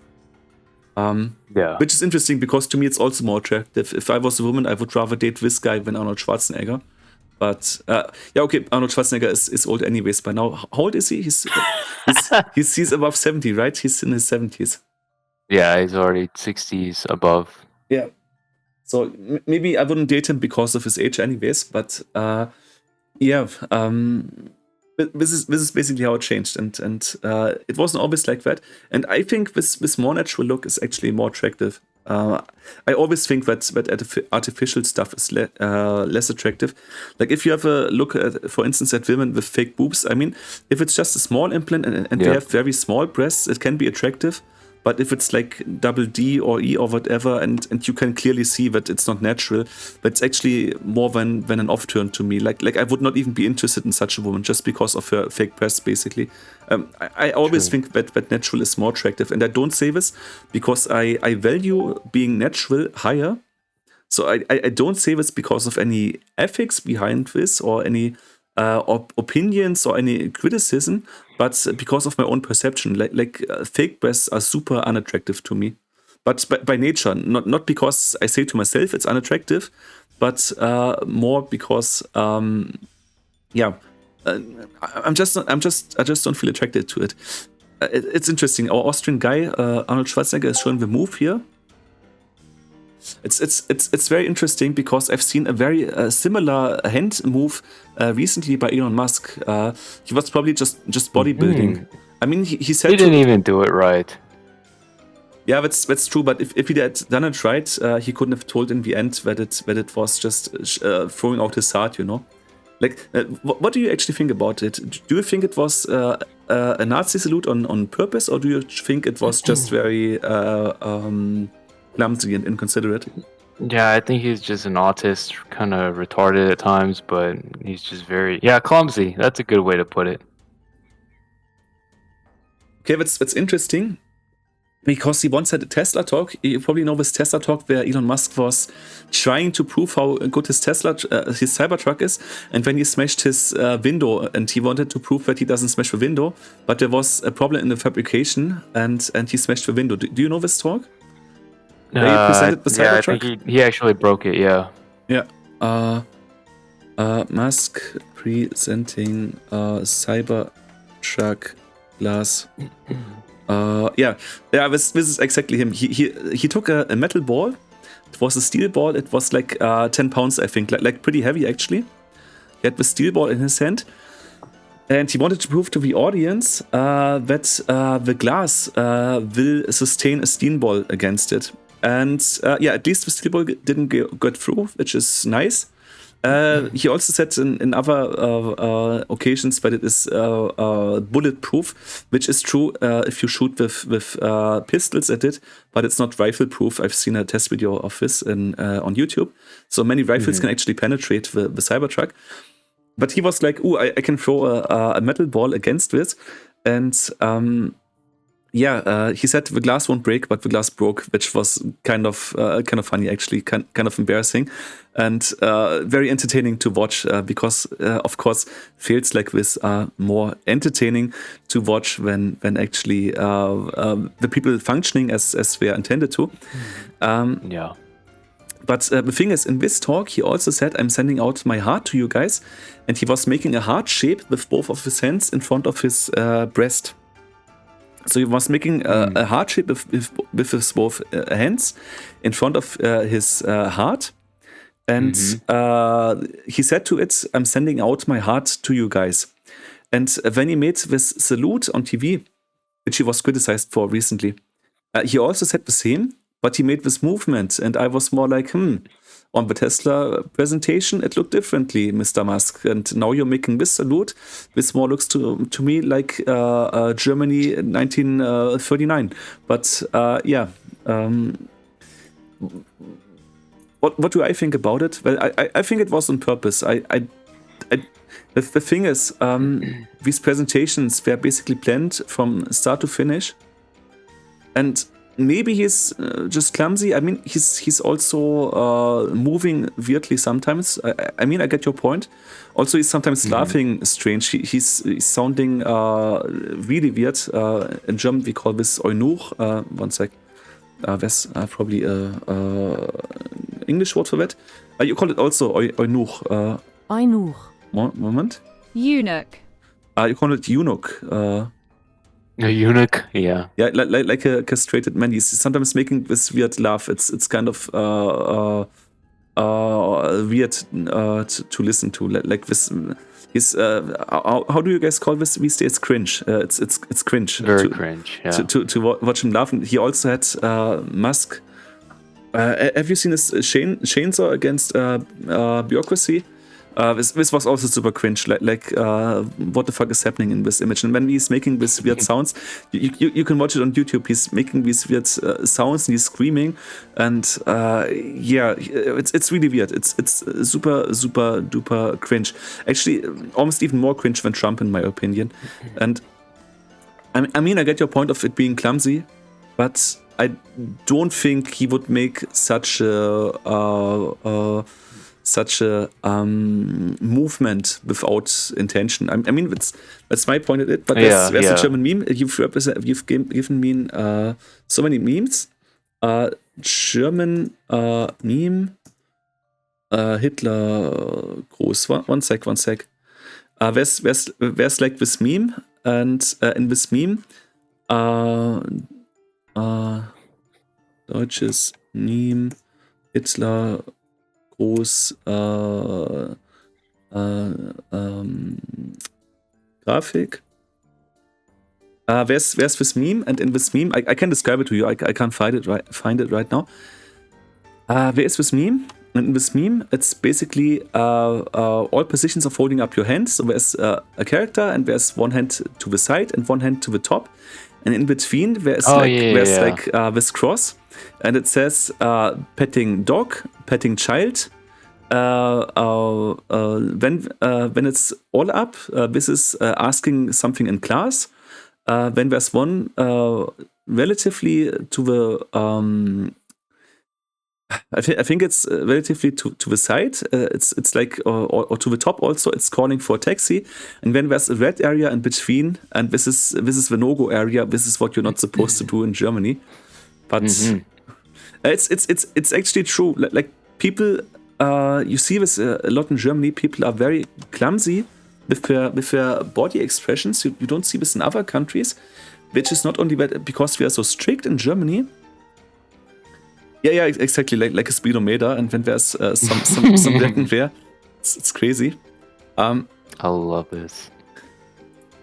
The thing is, we are sometimes really clumsy with our body language and how we move our bodies in Germany, because people really are afraid of putting up their hands. We do this in class, but if we do this in class, we do not put it up, and we do not put it up like this. You know, like it would go up on the speedometer. But we are putting it up from our body straight towards the sky, you know? Like if we raise our hand, we go straight up, but we don't put it up like this. So we even avoid while putting our hand up to make this salute, basically. So people are very, very concerned about this. We really try by all means to avoid, even in sports, in sports class at school, we just try to avoid making this sign. It's really crazy. Like people are really overworried about it. Like someone is coming out of nowhere and call you a neo-Nazi just because you hold your arm in this position for 1 second or something. You know, like we also had some exercises in PE class where we had to hold up our hands with weights and so on. And the thing is, we're very fixed on it, that we only held it up either in a 90-degree angle or right over our tops, but never in like 120, 130 degree. It's really crazy how strong we try to avoid this in Germany. Like everyone is afraid of being called a Nazi just for being in this position, you know, even if it's not made in a political statement or something, or even if it's made in sports class. It's only in Germany like this. Like people are sometimes really clumsy with their bodies because we don't want to make any movements that could be considered like incorrect or like how do I say this? Like inappropriate. It's really all over the complete opposite over here, man. Okay, how's that? Like a lot of pages that I follow on Instagram are all coming out and saying there was a reason why they never showed us his speeches with captions in school, because, you know, then we'd grow up and realize that he was telling the truth about a lot of things. He was telling the truth about a lot of things. And the thing is, he was also promising people to, because one thing was when Hitler was being elected, there was a big problem with poverty and a big problem with people not having work. And it was not the same social system as today, where people don't have to work, they just get money from the state. It's not a lot, but they can live off it. But if people didn't have work, that often meant living in the poor house or on the streets or whatever. And we barely have any people living on the streets. It's not like in America. In America, there's lots of war veterans and stuff like that living on the street.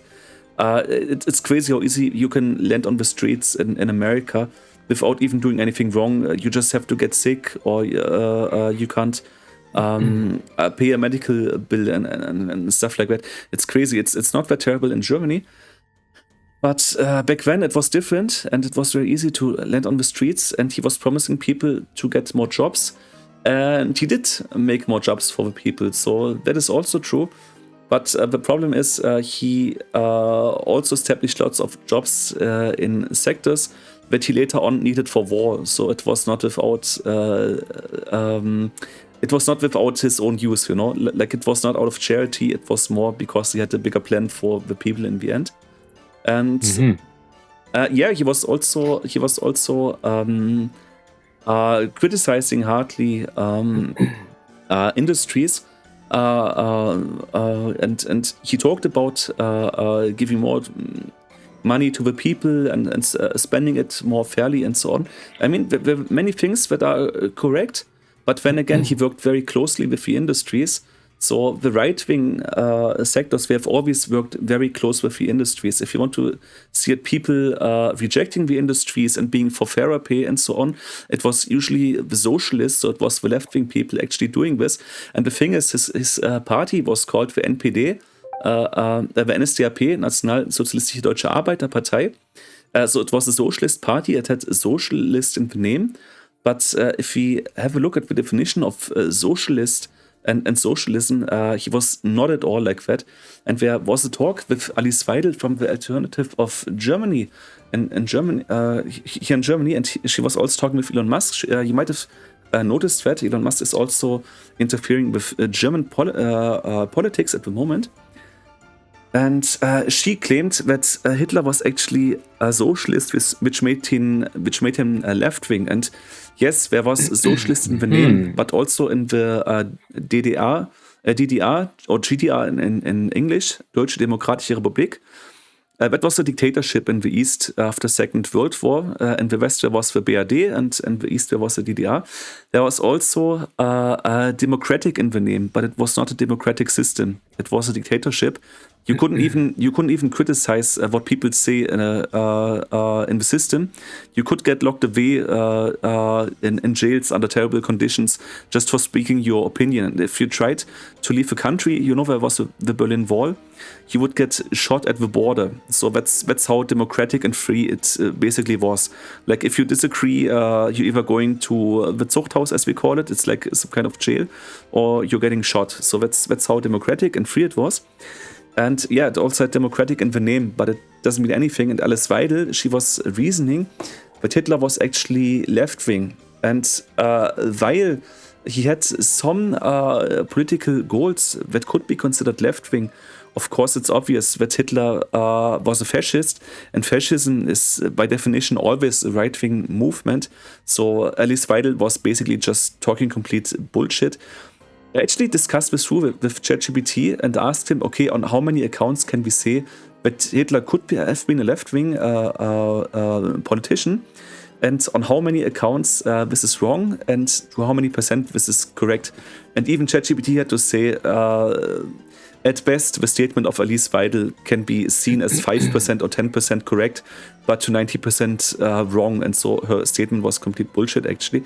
And the sad thing about this is Alice Weidel, she actually was excelling at school and at the university, so she had some of the best grades of her whole class, or her we call it Jahrgang, how is it called in English? One sec.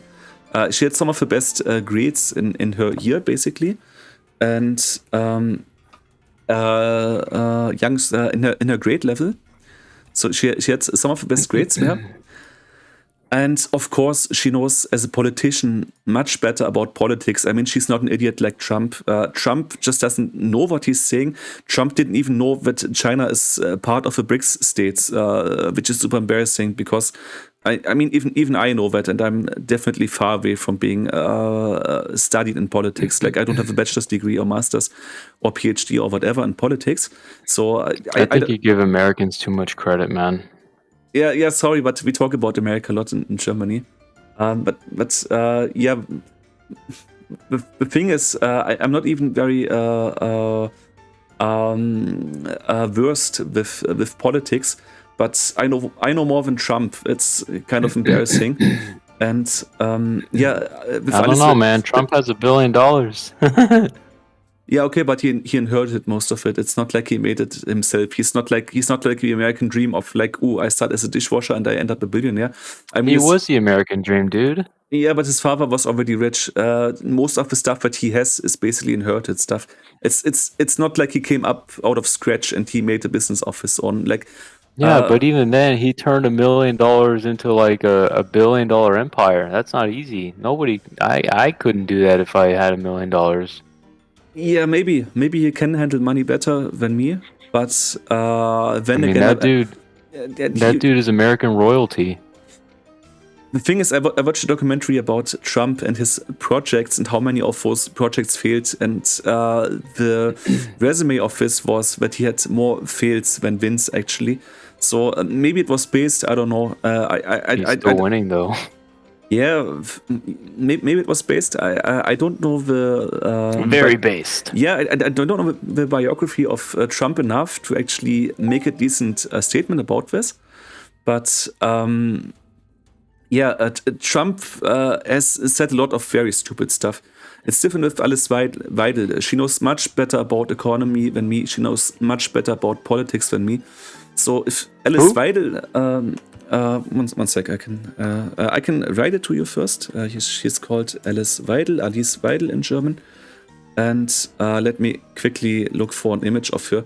She's super unfriendly in her interviews. She's such an annoying person to watch in interviews. Like she's sometimes even insulting people for asking some questions. Like it's really annoying probably to talk with her. Like super annoying person. You might have seen her. She's on German television a lot. The thing is with Alice Weidel, she's not an idiot. She's not uneducated. She knows what she's talking about. So if she says something which is simply not correct, she will know that it is not correct. And that is actually even worse than Trump, because Trump sometimes he talks about tariffs and how good tariffs are for your economy, which is bullshit. Because I just yesterday read an article about Wall Street, and there was a Wall Street spokesman, dude, Wall Street is biased. Yeah, of course we are, but we know about economy. And I'm sure we know better about economy than Trump, because this is like their business. Look, man, hold on. Here's the thing. The problem with the economy is that it's all fake. It's all based on non-monetary assets. It's all stuff that doesn't exist. It's based on a inflationary currency. Yeah, that's no. It's going to zero. It's not like that, because every state has to have a certain amount of gold, and it's not like all of this does not exist. There's even a possibility we don't have any gold. They're going to do an audit of the Federal Reserve, and there's a very high possibility that we have no gold in our reserves. Actually, you are legally required to have a certain amount of gold for each country. And I've seen a documentary about the how is it called, the General Bank in America. I've seen a documentary about the Bank of America, and we've shown the walls and we've shown some of the gold bars. So we had one table there, and it was full with gold bars. It was hundreds of millions, if not billions, in gold. So when is it from? I don't know. It was many years ago, but I can tell you for sure that America has gold. It's not like these walls are empty, buddy. Like, there are documentaries about this. Don't worry, there is gold in your walls. I can assure you this. Like For sure. There is gold in your votes. If you Yeah, it hear just someone, depends on when it's from, though. yeah, sure, things can change. I know, but it's basically by law, it's guaranteed that you guys have some gold that it's based on. So it's not all fictional stuff. I think there's a law that at least like 20% of the wealth of a nation has to be based in gold. So there always has to be some gold in the vaults of each country. So if they didn't have any gold in there, that would be like a fucking big conspiracy. I don't think it is like that. Like some conspiracies they make sense, but others not so much. And others there's so much research. If you have a look into it, they don't make sense anymore. Like the moon landing, for instance, there are so many conspiracies about this, and many of these things have actually already been explained many times. But this is not my point. I just wanted to say about Alice Weidel, like she knows what she's talking about. So whenever she says something which is wrong or which is influential or which is biased, you can know for sure that she's knowing what she's doing there. Like it's one thing to talk shit and you don't know what you're talking, and it's another thing to talk shit and you know that you're talking shit, you know? Like one is just stupid and incompetent to me, and the other is downright evil. And that's how I perceive this woman. Like she's knowing that she's lying to the people, and she just doesn't care. And I just watched an interview with her. She's so unfriendly to the people. She has so many antisocial traits in her behavior.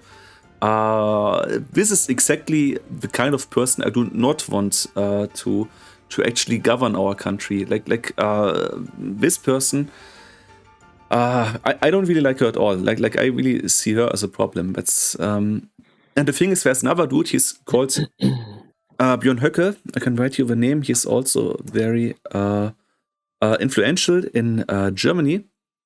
This guy is even better because this guy, even our Verfassungsschutz, so the state internally, has decided that you can openly call him a fascist. You can call him right wing. You can call him fascist, and you can. There was a third thing that you could say. So usually, if you call people in public fascist, you commit a crime.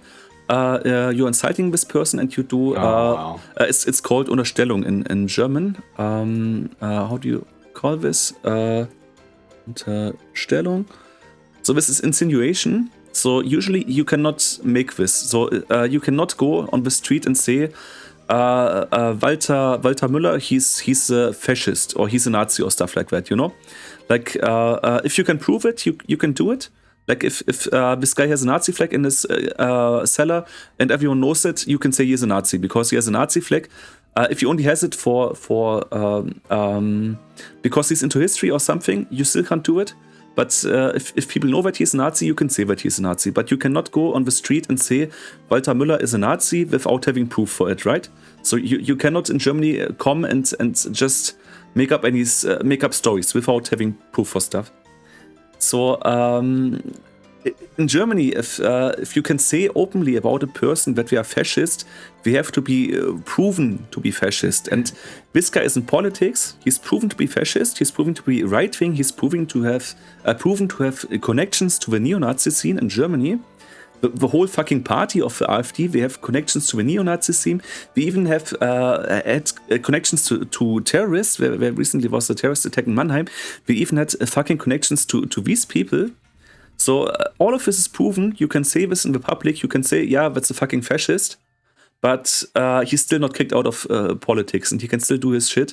And yeah, this is quite probably our future leaders in Germany. This is it's so fucking crazy, man. The fact alone that the state is saying, okay, that's a fascist, but yeah, let's keep him in power.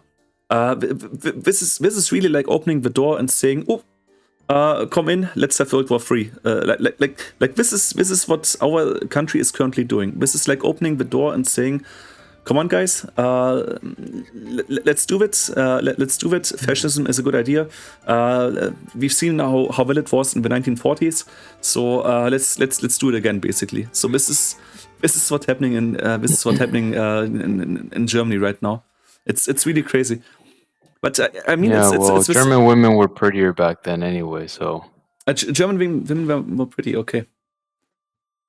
Yeah, maybe in the Nazi propaganda, if you've seen some Nazi propaganda, we always pick the good ones, like there were also some really ugly Nazi women.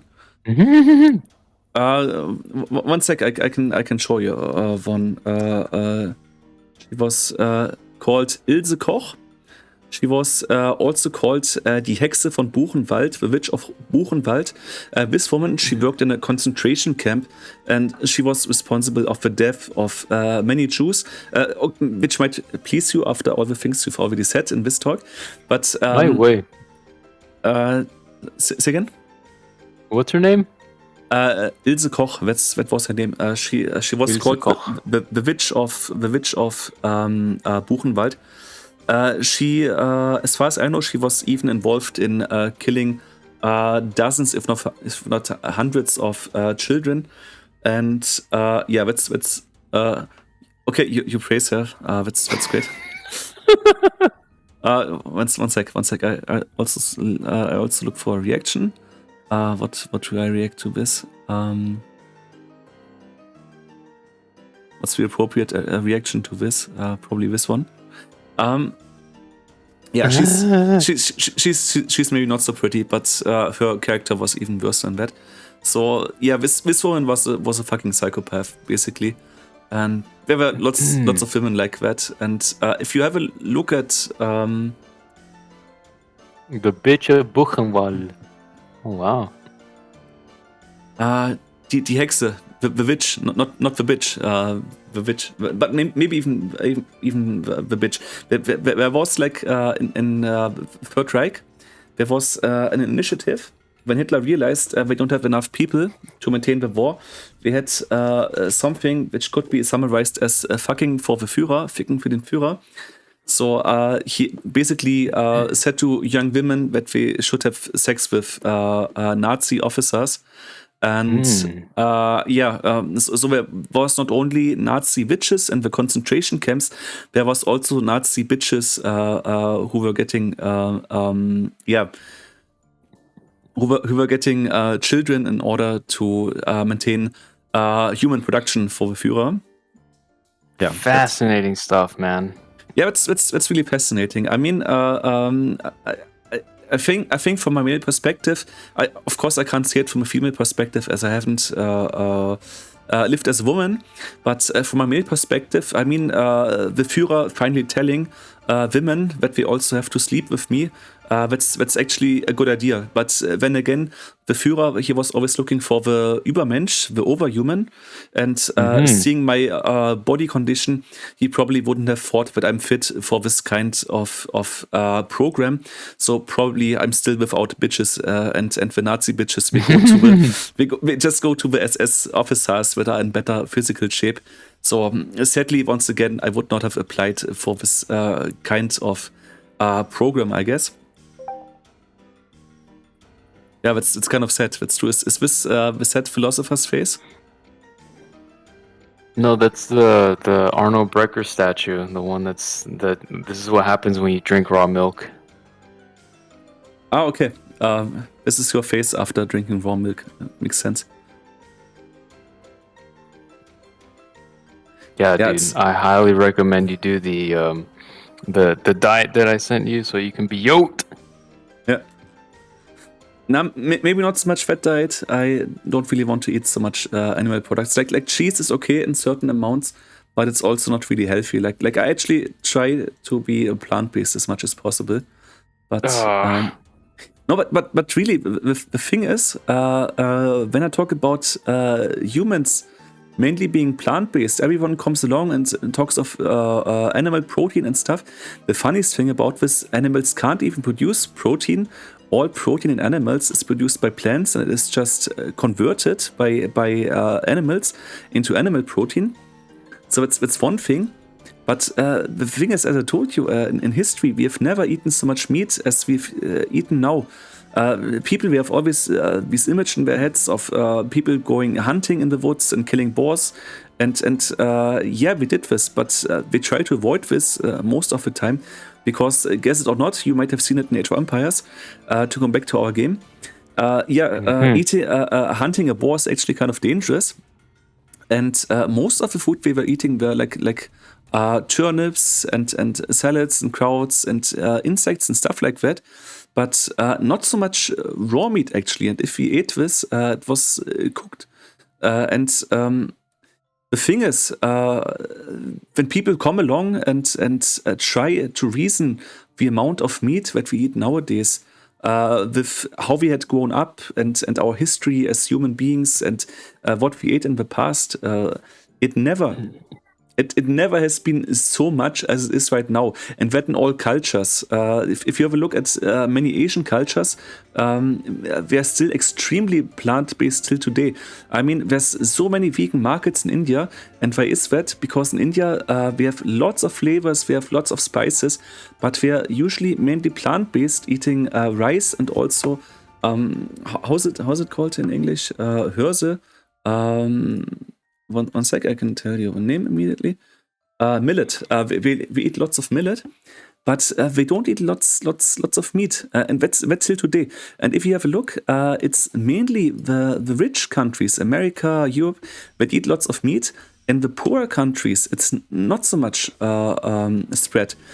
And the thing is, it was the same with China. Till today, meat is a status product in China. Like, rich people eat meat, the poor people, they have to eat the plant-based stuff, you know? And the thing is, since people have begun eating more meat, eating more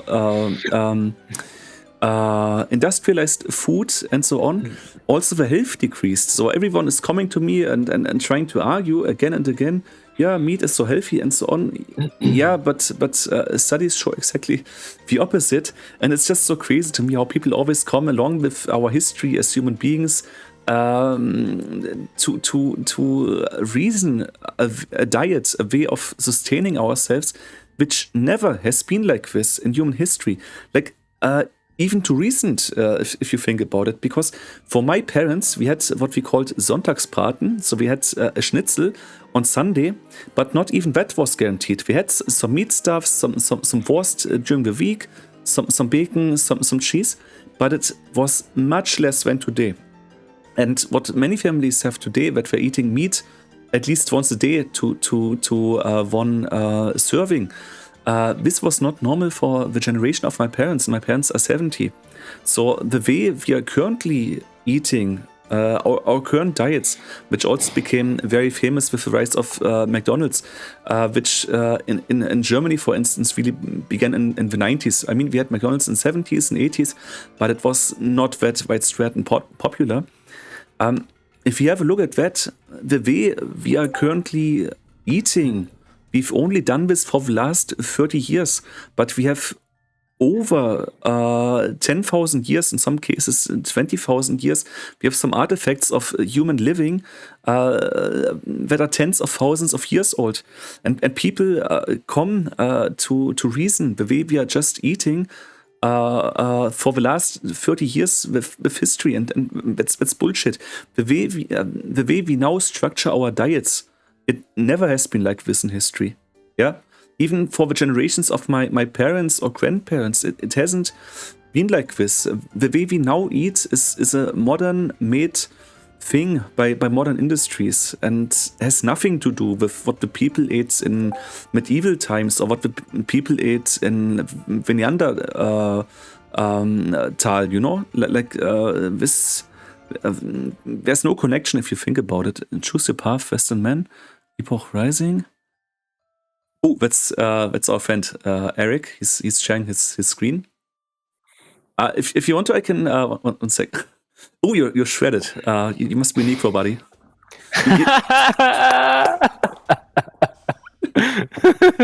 Yes, sir. I mean, you have darker skin color and you're shredded. Like that actually makes sense. One sec. I can also broadcast my camera. So that's me. You guys have already seen me because I made a video. I made a quiz with two German YouTubers. We are AOE YouTubers. The one is around 2,000 ELO and the other is 17 ELO. And we are both content producers, and I made a quiz with these guys with questions I came up with. And in this quiz, this was my most recent video where you could see me. Usually I avoid to be seen. Which is because I'm not very photogenic. And the thing is also, I'm sometimes making stupid faces when I'm playing. And man. the thing is, if I know the camera is on, I focus on not making stupid faces because of the camera. And when my gameplay suffers and when my commentary suffers, and I can't focus on so many things at the same time. I mean, already playing the game without commentary is kind of challenging. There's so many things you have to do, so much multitasking. I mean, we have seen this in this tutorial here. So I usually turn my camera off because I just don't. It's just distracting me. And also the thing is, it's in black and white. I've once changed this because I made a recording in OBS.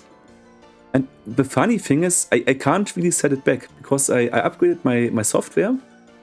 And I tried changing it in OBS again. I changed the OBS camera. It didn't really work. And it seems like some Windows update installed a new app for my camera to control it. But if I type in camera in my taskbar, I only get the old Windows camera app. And if I open these apps, I can't change it to color again. There's probably an easy fix to it.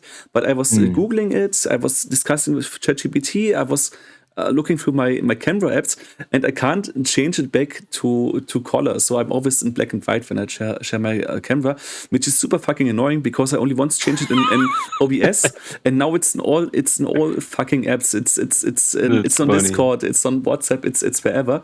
And the funniest thing is, you see this, there is this green bar on top of my head, right? Yeah, the green.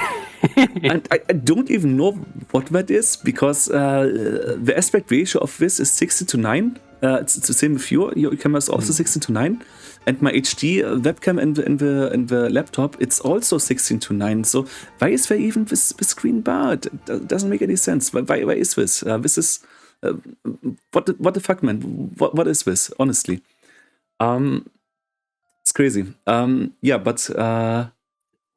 much about that. As I said, I'm not so photogenic. Eric is much more sexy than me. He's really shredded. As you could see, I have some overweight. I gotta say, you can see I'm not. Let me go up. It's not that bad after all. Like I have some couple extra kilos, but it's. Just hit the gym, man. You're at a good weight. You just gotta hit the gym and do that diet, and you're gonna get yoked. You're gonna be just fine. Yeah, I'm gonna get yoked. Yeah, that's right. Yes. I was kind of yoked when I was a teenager. As a teenager, I was really strong, and I actually did some lifting. Be strongman again. Yeah, I should do that. More training again. But what did I want to say? One sec.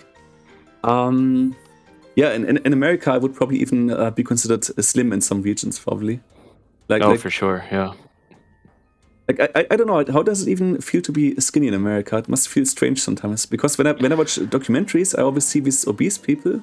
But okay, sometimes I also see slim people. I guess it's also a type of a question of genes and so on. And I mean, some people just don't get obese so easily, even with a bad diet. But my problem is just that I'm skinny and it's very difficult for me to get muscle. Like, it looks fine here, but if I'm just walking around like normal, then people see me like, oh, it's just a kid, whatever. But you know, that's what I got to deal with. Now, maybe you have to eat more fat. Just some fat. More fat, more meat. Yeah. Put on some body weight first, and after putting up the body weight, you can get muscle. Yeah, I don't know. Just eat stuff like avocado, like really fatty stuff, but the healthy fats, you know, like there's healthy and unhealthy fats. I think if you just eat really, really lots of calories, like 3,000 calories a day, 4,000, you know, like sumo warriors, we eat 8,000 calories a day. If I think if you just put on some weight, it's also easier to put on muscle. That's what I always noticed. But in both directions, if people put on weight, it's easier for them to put on muscle, and also if people put on muscle, they also tend to put on a little extra weight as well on fat, because It's kind of related. I'm not an expert on this, but it's my observation concerning this. But how did we get to this conversation? It's going from one point to the next point. We are talking about the game. First, it's build order. Then we make first it's game review. When it's about build orders. When we talk about the Zionist regime and how the Jews are controlling all the world media and everything. When we talk about German politics. When we talk about Trump. When we talk about Elon Musk again. It's going from one topic to the next. But politics is kind of crazy, but I mean, if you look at it, if you look at all the crazy dictators in our world history, if you look at all the atrocities committed in human history, I mean, you're born to say basically that what's happening these days, what's happening around the world, is especially crazy, or that we're living in super crazy times. And to some degree we do, because of all the electronics and all the possibilities. Like if people from 100 years ago would step into modern day reality, they probably couldn't believe their eyes with all the technology that is surrounding us. So we kind of live in crazy times, but if you think about all the crazy ideas, beliefs, religions, movements, wars, diseases, plagues. If you look at all this crazy stuff and crazy shit people have been saying over history, and if we consider also that we never were so many humans at the same time, like currently, how many people are we on Earth? We are like 8 billion people at this point. Probably even 9 billion. 7.5. I think it's 7.5 billion. I think I've once read that it's even surpassed like. Oops, sorry, I pressed the wrong button. I even think it's surpassed the 8 billion figure not too long ago. Weltbevölkerung. It's 8.2 billion at this point. I wasn't even sure if it's like 9 billion by now. No, it's in the midst of 2024, but it has been growing, so it might be even more at the moment. Let me quickly see. It's 8 billion, something like that. Until 2050 there shall be 9 billion people. Okay, that's also possible. But it's so many people. If you think about the amount of people living on this planet at this point. Look at the meme I sent you, man. It's 100+ billion that have lived and died before we were born. And 99.99 were right-wing extremists by today's standards. If we were alive today, we would be even more pissed off than you are. And it would be unbelievably violent. Imagine 100 billion people smiling upon you from heaven as you fight leftist scum. That's all the motivation I need. I just want to say, if you think about our numbers today, I mean, in medieval times, I think the world population was like 20 million, something like that, of which in Europe there was like 5 million or so, and London was an extremely big city with 400,000 people, which is just a very average city actually these days. If you think about it, it's not even that crazy. If we were as crazy as people were in medieval times, with 8 billion people, I think there would even be more crazy stories and crazy stuff like people hanging and skinning people and shit like that. Concerning your meme, almost all of them were right-wing extremists.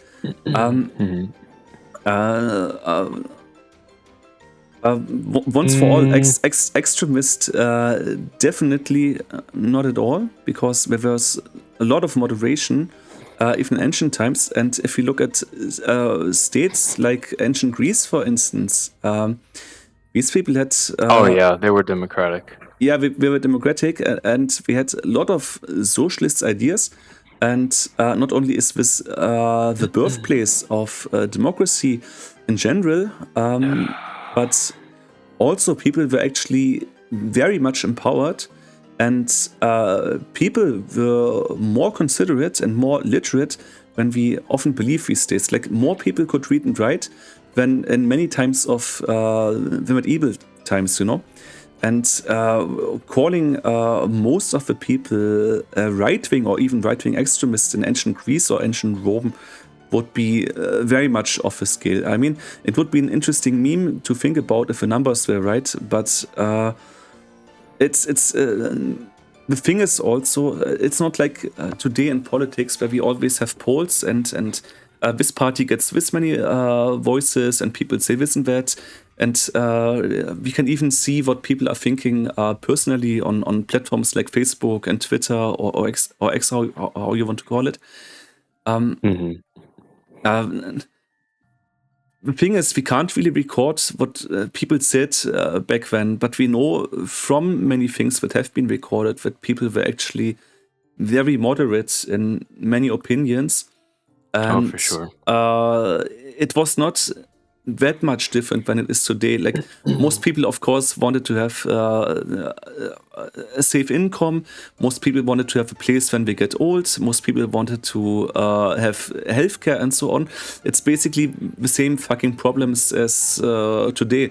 And when there was always this rich elite, of course, they were structured a little bit differently and they used the media differently.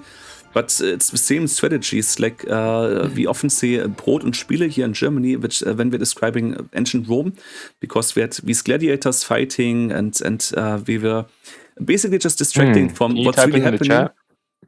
Say again? Can you type that in the chat? Yeah, one sec. Brot und Spiele. The P of course small. Yeah, we call this Brot und Spiele. This basically means that there's lots of distractions and the state is not really letting you know what's happening because... bread and circuses.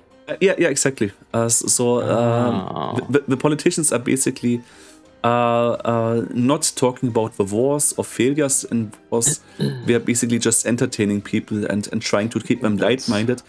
It's the same. It's the same these days with the yellow press. Like these people are having very unimportant topics. How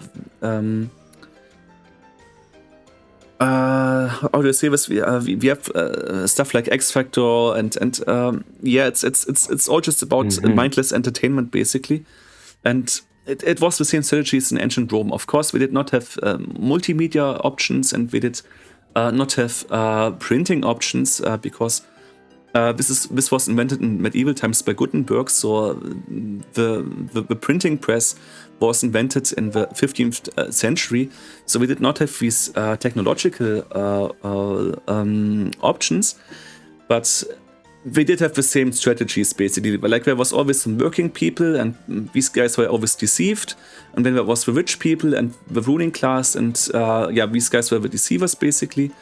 And given bread and circuses and we will never revolt. Yeah, that's what I was talking about. And this is how it went. The structures changed, the technology changed and the ideas in society changed. Freedom of speech changed. Sometimes it got worse in history, like in the Third Reich. Sometimes it got better. The thing is, if you consider what you could say in ancient Greece with Germany in the 20th century, actually ancient Greece was much more free than Germany is today. So these people, just talking about ancient Greece and ancient Rome, these people could be seen as liberals and we had many leftist ideas. So, of course, there was also other periods in time. And if we maybe call about the Mongol expansion of the Hunnic expansion in the Middle Ages, if you want to label this as right-wing extremist, with the imperialism, that makes more sense. But just talking about ancient Greece and ancient Rome, calling these people right-wing extremists, that is very much far from the truth. And there were surely right-wing extremists in this society, just as we have right-wing extremists these days, or left-wing extremists and extremism of every kind, and religious extremists and whatnot. I'm sure also the ancient societies had that, but we didn't have really newspapers, so we don't have any records of it, or not on the scale that we can really make a dedicated commentary about this. But I can tell you for sure, ancient Greece, ancient Rome, these people were not right-wing extremists.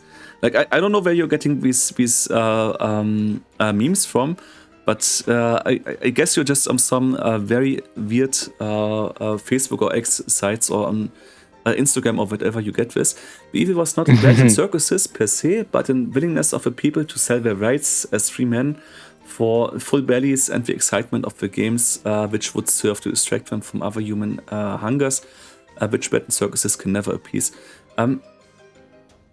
Yeah, that's the thing, but the thing is even worse today, because I mean, back then, if food was scarce and having a full belly was not a guaranteed thing, I can understand that people are selling stuffs of their freedom, their rights, or their political possibilities, that we are selling this for food. But the thing is, shit like that still happens today. And today it's not because of necessity, because people are starving in Europe or in America. Today we still have this shit because people are just fucking ignorant and they just don't want to think for themselves. I mean, there's so many stupid conspiracy theories in society going on. There's so many fucking stupid political ideas, especially currently, going on in society. And lots of this shit could actually be fact-checked. You just have to Google some stuff. You just have to discuss with ChatGPT. I mean, there's probably also some political influence in ChatGPT of making some people more left, some people more right. But what I actually found out from the people I know, ChatGPT just enforces the opinion that you already have. So it just makes you more into yourself, basically. Like if you have an opinion, ChatGPT will always say, I agree, yes. But I don't get the feeling when I talk to ChatGPT like it's pushing me in any direction. It's more like it's always supporting me and always saying, yes, your opinion is the right one.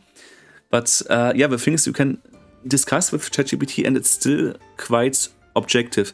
It's more objective definitely than all these echo chambers on the internet with all these crazy people having their crazy conspiracies spread. So the thing is, we have the technology, we have the knowledge, and if we don't have the knowledge, we can Google stuff, we can research stuff. You don't even have to have like a journalistic a background or something like that. Like even with just Google and ChatGPT, there are so many things that you can find out for sure. You just have to be critical.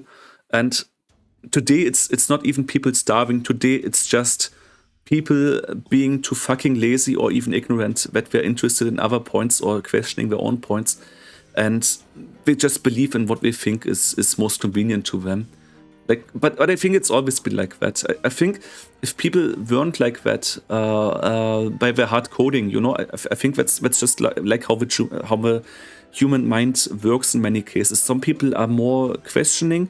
Other people, you can tell them every shit and they just believe it. Like Scientology shit. I don't know if you have read the books by L. Ron Hubbard, but if you had a look inside of it, I read some excerpts. Like, there's so much bullshit in there. It's just science fiction, basically. And you can still teach that to people if they're brainwashed and stupid enough. Like, these days, it's not the same situation like in ancient Rome or ancient Greece. It's just people not having the will to really understand this world, or not having the will to think about things that they reject because they just don't like the idea, you know? Like, it's more like, I have an idea, or I have an image of this is how the world is supposed to be. And if it's not like that, I don't fucking care. I just reject it. And I just push my own agenda. And this is very bad. I don't know if you have read some Sherlock Holmes novels. I've read some novels by him. The author was called Arthur Conan Doyle. Arthur Conan Doyle. He's by the way, his name was the inspiration for Detective Conan. You might know this. This is a Japanese anime. It was very popular in Europe and in Japan. I don't know about America. Is anime a big thing in America? Because in Europe it sure is. But I don't really know if you guys are watching this in TV and so on. I just know that you guys also watched Pokemon, but I guess Pokemon was like a worldwide phenomenon. I mean, that's not so surprising. Yeah, because Hey man, we can talk anime tomorrow, but I gotta go to bed. sorry, I just would like to finish the thought, if it's okay with you, if you have another minute. for me. Sure.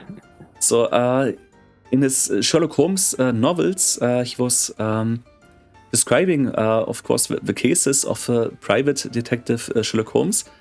And he was again and again, this was one of the big things, that he was always, that Sherlock Holmes kept on repeating over the novels.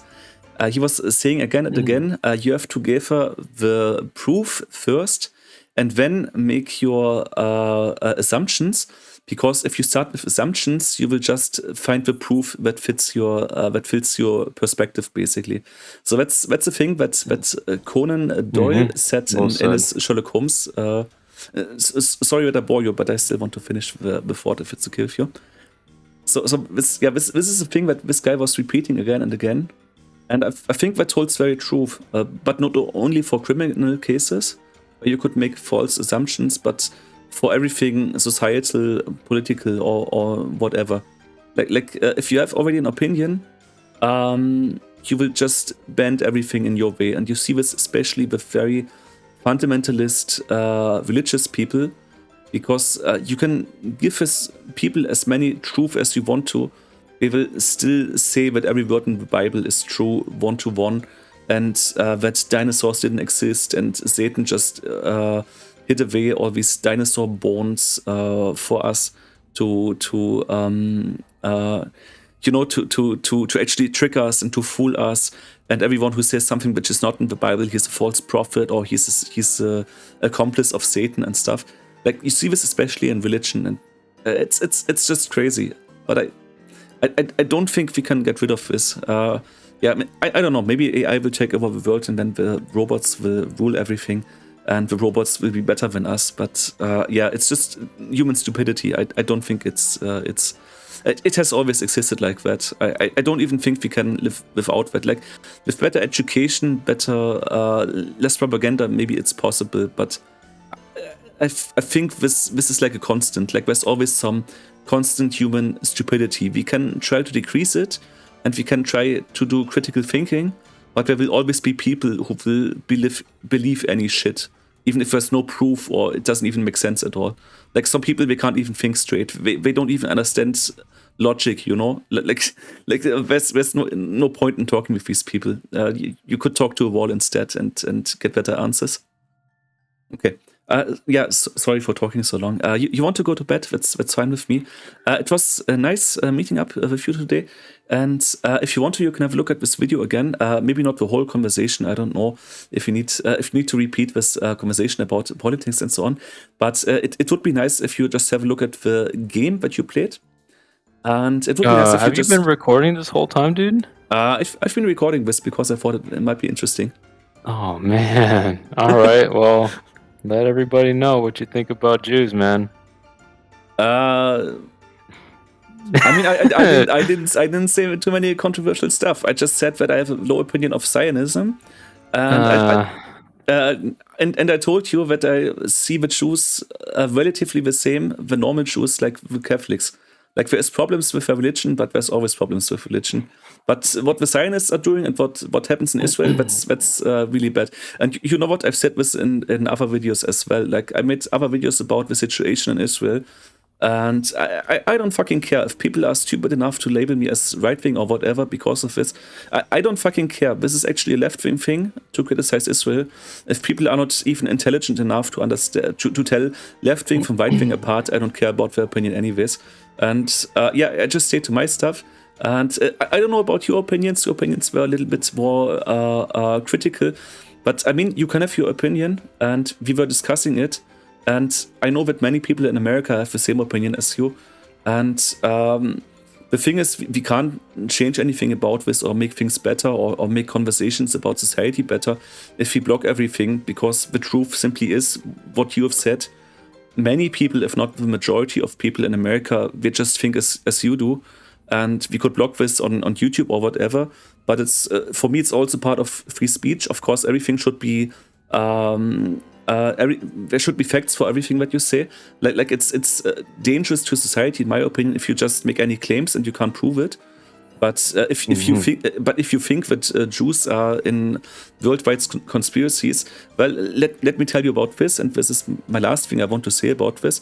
Not only is there many documentaries about the Rothschilds that you were talking about and why these people are actually criminals, not only is there many arguments for that, but apart from that, Jews are also highly involved in the trading of diamonds around this world, and they're also in many businesses, law businesses, for instance, because they have been put into these businesses.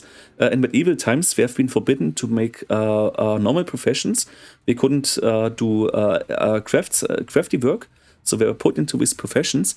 And the thing is, Jews are highly involved into financial stuff, banking stuff, trading of all kinds, blood diamond markets, and so on. So if you say that there are Jewish conspiracies around this world, it's not even propaganda, right-wing shit or whatever. It's just true to a certain degree, because these things do exist. If I want to say this open on the street in Germany, is another question, because I might get some really negative backlash for that. But yeah, there is shady stuff going on with Jews on this planet, definitely. And the thing is, if you criticize Jews in Germany, you're always getting labeled as right-wing. And there's one very, very how do I call this? There's one very manipulative Jew in the German media. He always brings up lots of strawman arguments, and he's very manipulative in his way of speaking already. He's called Michel Friedman, and this guy is also a Zionist, and he's super selfish, and he's also very he's a very narcissistic person. Like this, he's very unpleasant to watch. He's even more unpleasant when. Okay, guys, sorry, I had to start another recording because I ran out of disk space because of this recording. It was too long. Yeah, there was just one thing I still wanted to say. So this guy, he's very unpleasant to watch, and I really despise this guy. Like I'm definitely not a fan of this guy. That much I can say for sure. So all I wanted to say, I don't really like conspiracies about Jews, because very often they tend to end into anti-Semitism, violence and shit like that. And our German history has showed us that this is not a good path to go. But there's lots of shit going on with Jews in the world. And I, from a German perspective, have a problem with that, because if you call that out, and these things, they do exist. There are many conspiracies, and over history, many of these conspiracy theories could also be proven. So if you call this out in Germany, you're automatically labeled as a Nazi. And yeah, that just makes me pretty angry, actually, because the world is not that simple, yeah?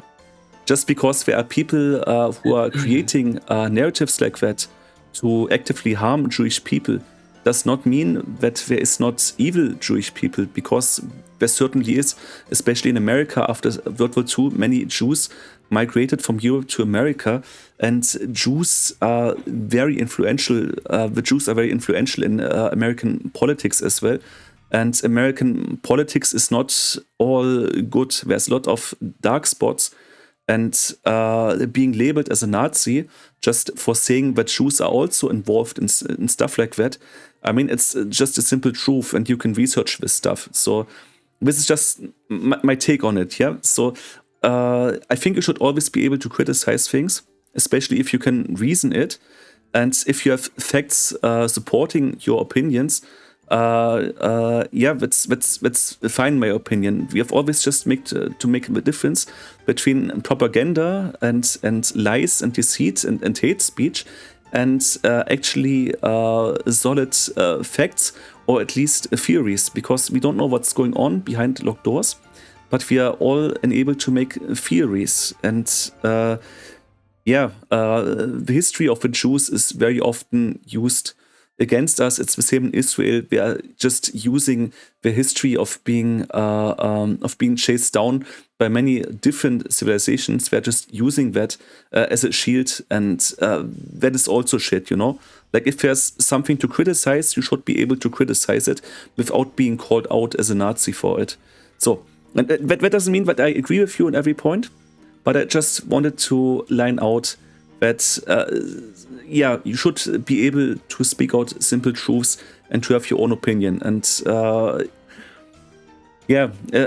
I don't want to go any close to the right-wing people or to sympathize with neo-Nazis or stuff like that. But let's keep it really short. I think there's a lot that can be criticized. And the fact that in Germany you cannot even criticize it because you're always a neo-Nazi, even if you're left-wing, if you're a left-wing person, it's just ridiculous. It's just really ridiculous if you inform yourself about it. Okay, sorry for keeping you up so long.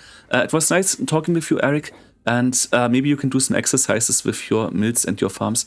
And I'm sure the next gameplay will be much better already. Okay, take care, buddy, and sleep well, okay? All right. Night. Yep. See you around. Bye-bye.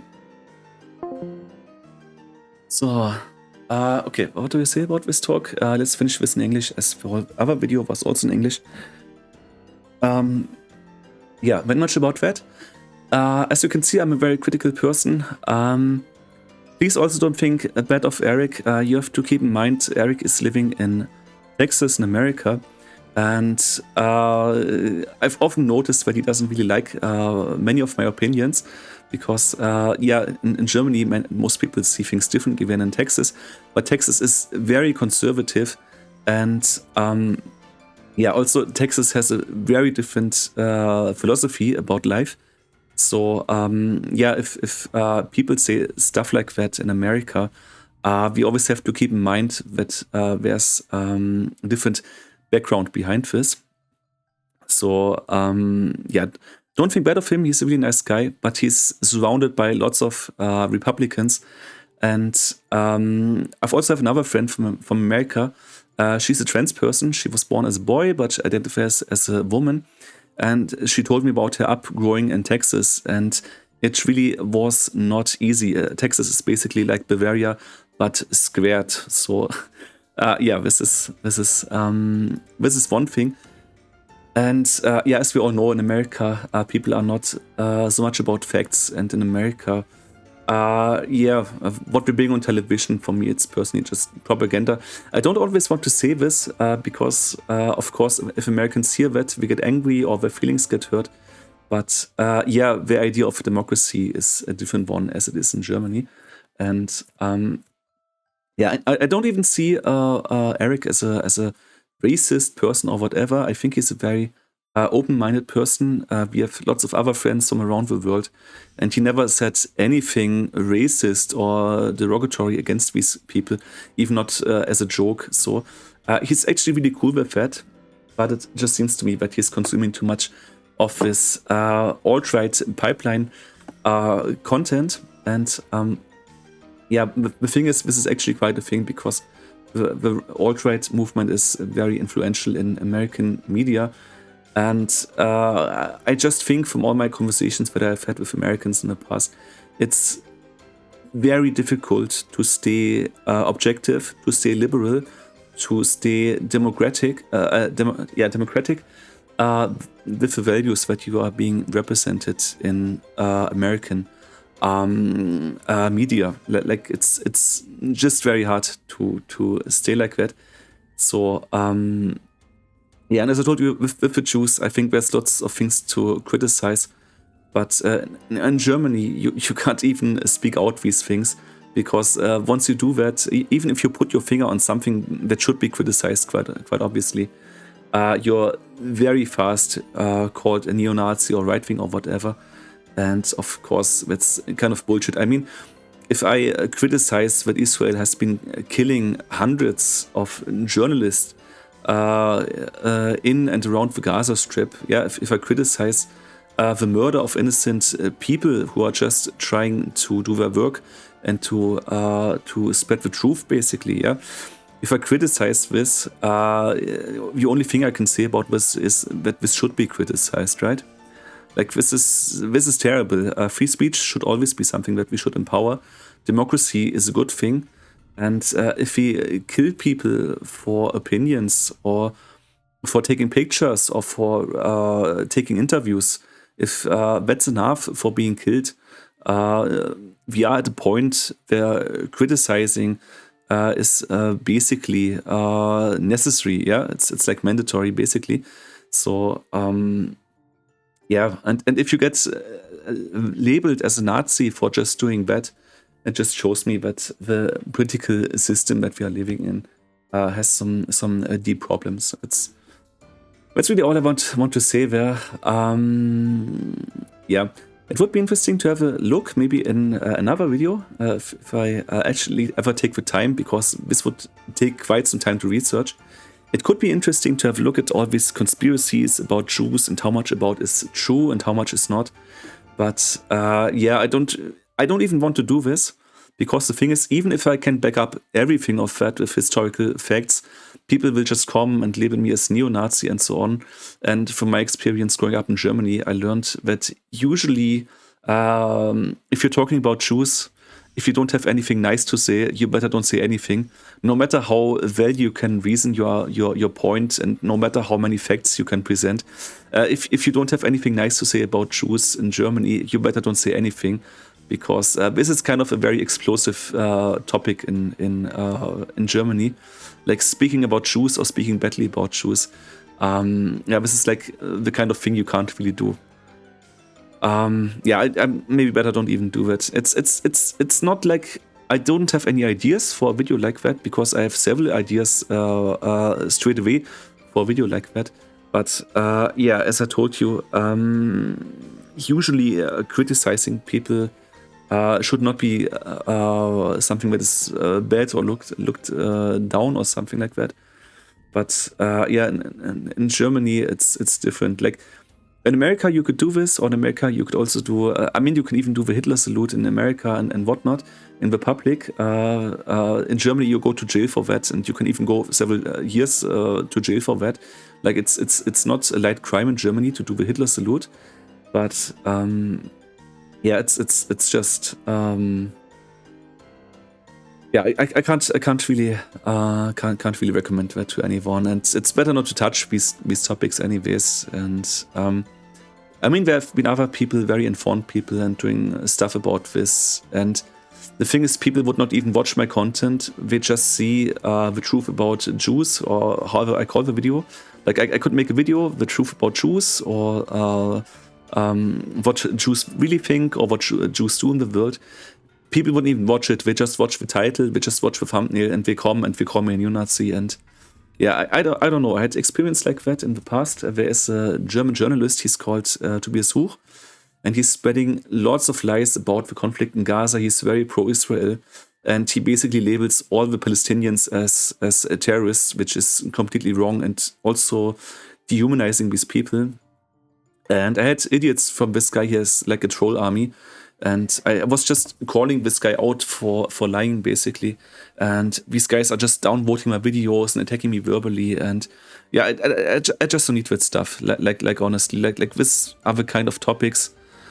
Yeah, you just can't do this in Germany. And if I really think about it, I think, yeah, you can't really do this anywhere on the world. Like there's always lies and deceit, and there's in every nation on this planet there's things that either you can't say because you go to jail, it's a dictatorship, or you can say things like in Germany, but then you lose your job or stuff like that. So I think in every country, like every country says, oh, we have free speech, but when you really look at it, like actually there's no place where you can really say all the things that you think without telling lies or deceit or propaganda or hatred or whatever. Even if you just spread facts, like facts about Israel, there's lots of things that you could criticize. You can't really do this in Germany. Like you should think, okay, it's a democracy, we have freedom of speech, you can say this. But if it's too critical to Israel, even if it's just true and even if you can prove it, I mean, even if you're just citing like a news report, it's not unlikely that you can face severe consequences. Like in Germany, if you say bad things about Israel, you can theoretically lose your job. Like if you're a professor at a university, yeah, you could lose your job even if you can prove everything of what you say. So yeah, that much about freedom of speech. It does exist for most topics to a certain degree, but yeah, if you want to keep your job and if you don't want to lose standing in, if you don't want to lose your standing in society, yeah, it's not that free anymore. It's not that free anymore if you really think about it.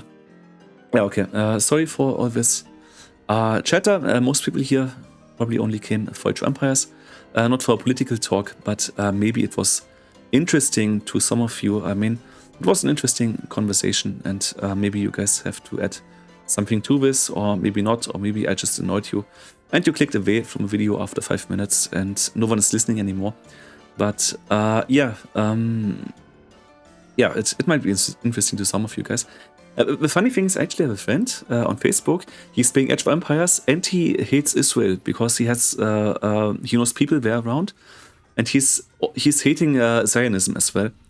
I can send this video to this guy. Maybe he will listen to this as a podcast in the background while he's doing some work. Like, he's also a 3D artist. Maybe he does some 3D work or some traditional work, some traditional artworks, and he can listen to this as a podcast in the background. I will send it. I will send it to this guy. Maybe he will check it out. Okay. That having been said, this is really much more than I anticipated to say in this video. Thanks anyway for watching. I hope it was interesting to you, and if it was, you can give the video a thumbs up. And if there's anything you want to say, you can leave it in the comment section. And if you want to see more content like this, you can of course subscribe to the channel, but most of the content on this channel is actually in German, and most of the content is gaming content. So if you want to talk about politics, maybe you look for another channel.